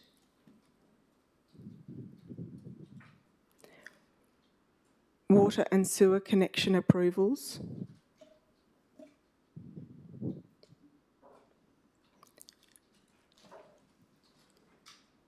to under 2 weeks. Full stop. Develop flow charts and fact sheets in collaboration with key stakeholders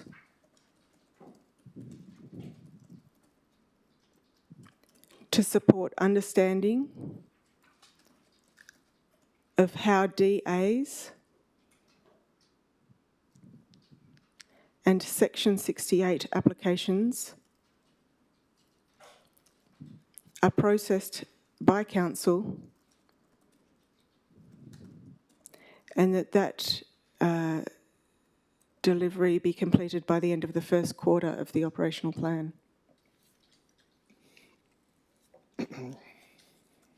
General Manager, do we have a delivery program in front of us? Sorry, should that be operational plan? Add an operational plan outcome. Sorry, operational plan, not delivery program. Add an operational plan action. Thank you. And yep. Thank you, Mayor, for that clarification.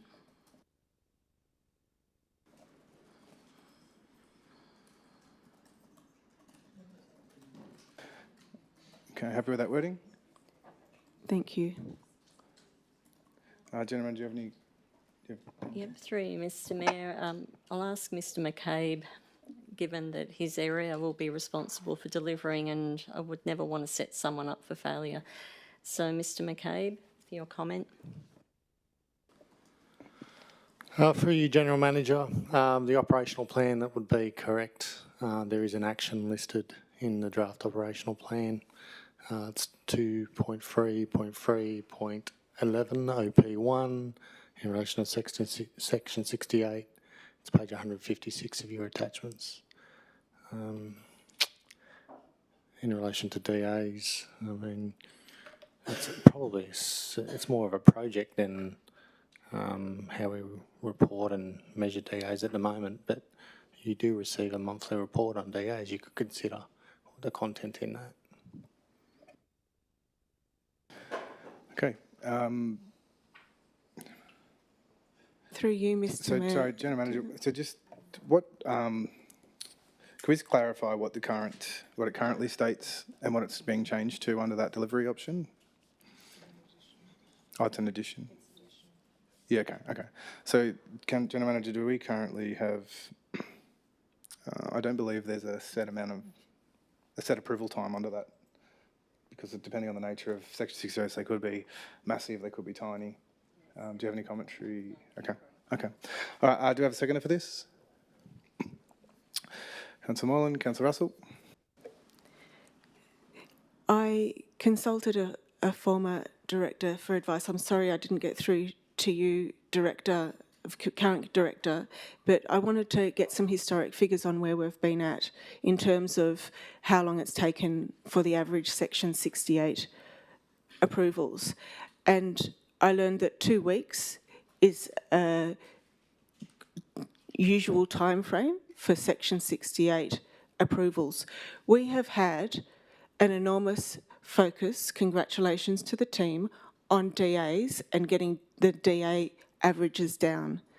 Now, while in a city area like Sydney, that is all that's required to ensure that somebody can start building their dream and moving forward with their project.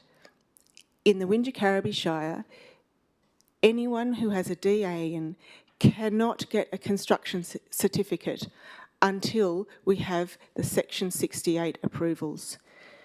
Now, I have had representations from many people in the community who have been distressed at the current length of time that it has taken for Section 68s. Arguably, the figure that we need to be looking at for our community is the combined DA and Section 68 timeframe.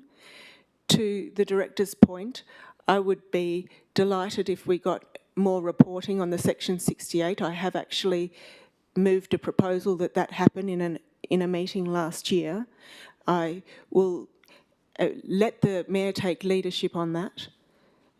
However, right now, we want to be able to ensure that when our community puts in a DA proposal, that once that DA is approved, they are not left waiting, sometimes for 6 months, sometimes longer, until that's been built, when we know that historically we've been able to get that on average in under 2 weeks. So this is a very reasonable proposal. One thing that it's been identified by the community that would assist them in ensuring that all details that are required for their Section 68 approval are able to be managed efficiently by staff are the fact sheets and the flow charts that I have popped in here. Because in one case, someone's put in their Section 68 with too little information, and then they've had it rejected on that basis. So they've then supplied more information, and they have had their application rejected because there was too much information, not quite the right. We want to make sure that we are supporting our community with fact sheets. It doesn't have to be an AI bot. I will argue that every single time it's going to be easier for our community to interact with a fact sheet than an AI bot. And it's so much less staff hours to produce a fact sheet or a flow chart. So we want to be making sure that we are building trust with our community, that we're looking after them throughout the whole process of wanting to get their dreams built. And that's the intention behind this. Thank you. Okay, Councillor Smith. I'd like to speak against this amendment. Councillor Russell mentioned that this has come from feedback from the community. I'd remind the councillor that this whole process is about putting these things on public exhibition. And so whomever gave you this advice or this suggestion, I'd recommend putting it to them to put this forward. I also consider it's very specific given the very big, broad issues we're being asked to deal with here. There's a huge amount of work. I'm very concerned by getting so specific on this issue. So I'd like to speak strongly against this amendment. Okay, Councillor Champion. Thank you, Mr Mayor. I'd like to speak against this amendment on the basis that I don't believe that the operational plan is the appropriate place for it, and I think that shoehorning this concern into this particular motion feels irrelevant. There may be a discussion to be had about it. I don't think this is a place for it. I also, well, that's enough. Thank you. Councillor Kent. I'm for this motion. Can it be put? Yeah, we'll have to do a procedural motion to put this motion, this amendment. So, sorry, bear with me. All those in favour of putting the motion? Sorry, putting the amendment to the vote? Councillor Champion, Councillor Duffy, Councillor Farrell, Councillor Foley, Councillor Kent, Councillor Smith, Councillor Fitzpatrick. All those against? Councillor Russell, Councillor Moylan. Okay, now we're going to put this amendment. All those in favour of the amendment? Councillor Duffy, Councillor Russell, Councillor Moylan. All those against? Councillor Farrell, sorry, Councillor Champion, Councillor Farrell, Councillor Foley, Councillor Kent, Councillor Smith, Councillor Fitzpatrick. Okay, we're now back at the main one. Would anyone else like to speak to this? Councillor Foley? This will be the last one and then we'll have to wrap up. Okay, I have a bit to say, so I'll try and make it quick. As councillors, I think we are very clear on what we are doing here today. We are endorsing a set of very important documents for public exhibition: the draft operational plan and budget, the draft fees and charges, the long-term financial plan, and the draft asset management plan. These plans and budget have not manifested at random. They are a response to the continuous and involved work that has been done to date in finding out what the community wants and values, starting with our community strategic plan and subsequent community engagement, and then backed up with surveys and data like the Micromex and the satisfaction survey. We know from that work that while roads are top of the list, the community also equally values community cohesion, open spaces, vibrant town and village centres, and community building programs that allow for connection and inclusion. This is what we've committed to delivering in the CSP. These documents tonight set out in the sustainable assets and services scenario clearly and transparently what Council intends to do in the short term, how we plan to responsibly manage our financial sustainability and our community assets and services over the long term to deliver what the community has told us that they want. All of this work is also underpinned by the financial sustainability analysis and the business case prepared by AEC. I want to acknowledge and thank Mr Jarvis for translating an enormous volume of financial data into plain language. I'm not a finance or asset management expert, and I could understand it. It answers the questions of where we are today, how we got here, what we can do to move forward, and it makes the consequences of our decisions very clear. Those facts lead us to some uncomfortable but unavoidable conclusions. The business case is very clear that continuing as we are, business as usual, the base case, without a variation to our rates means Council will not generate enough cash from operations to adequately maintain or renew our roads and other assets and to deliver services. The cost of maintaining a $3.3 billion asset base is increasing faster than our revenue, and something needs to change. It represents an unacceptable risk. Before asking anything more of our community, Council has made a commitment to tighten our own belts first and achieve whatever efficiencies we can. We've made real practical decisions that have resulted in cost containment. But these are not without their impacts on the service delivery, and the reality is that cost cutting alone cannot resolve a structural funding problem. The ongoing gap around $7 million a year, an infrastructure renewal backlog of more than $70 million, with $30 million of that being urgent backlog, particularly roads and buildings. And this is why the sustainable assets and services scenario detailed in the long-term financial plan and asset management plan make sense. It is directly informed by our community strategic plan and our shared goal of making Wingecarribee the most livable place in New South Wales for all generations to thrive, now and into the future. This scenario involves a special rate variation in the future, not today, which I want to acknowledge upfront is not an easy thing to contemplate. As councillors, we are acutely aware of our responsibility not to make life harder for residents, particularly during a cost of life crisis. I certainly don't take this decision lightly. But at the same time, we have a responsibility to be honest, to be financially sustainable, and to not pretend that we can deliver better services and better assets without paying for them, and mitigating the unacceptable risk of over $30 million of critical backlog. We're not asking the community to fund inefficiency. The numbers are transparent in the business case and long-term financial plan. The options are examined, and the consequences of deferring the problem is clearly laid out. This acknowledges the constraints on local councils and the gap between what we are expected to and what we want to deliver and our ability to do so. We need to make a responsible decision now rather than leaving an even bigger problem to future councils and future ratepayers to deal with. I also want to say something clearly about transparency. Throughout this process, there has been honesty with this council, with AEC and the community, in providing the information and facts and figures and dollar amounts, that nothing has been hidden, nothing has been brushed over or concealed. I urge residents to seek out the facts, to question any assumptions or statements they may see, especially online, especially any rhetoric that misleads and creates fear based on lies and misinformation, and misleading residents on the capacity to cut costs enough to make a difference. It is not true. Anyone who is calling for transparency will find it here in these documents. And for those reasons, I support putting them on exhibition so we can hear from our community and continue this conversation honestly and constructively in order to deliver on our community vision. Okay, thank you. Councillor Kent, I will definitely make this the last one. Sorry, Councillor Kent, point of 'cause we've order. bumped. It's point of order. Yes.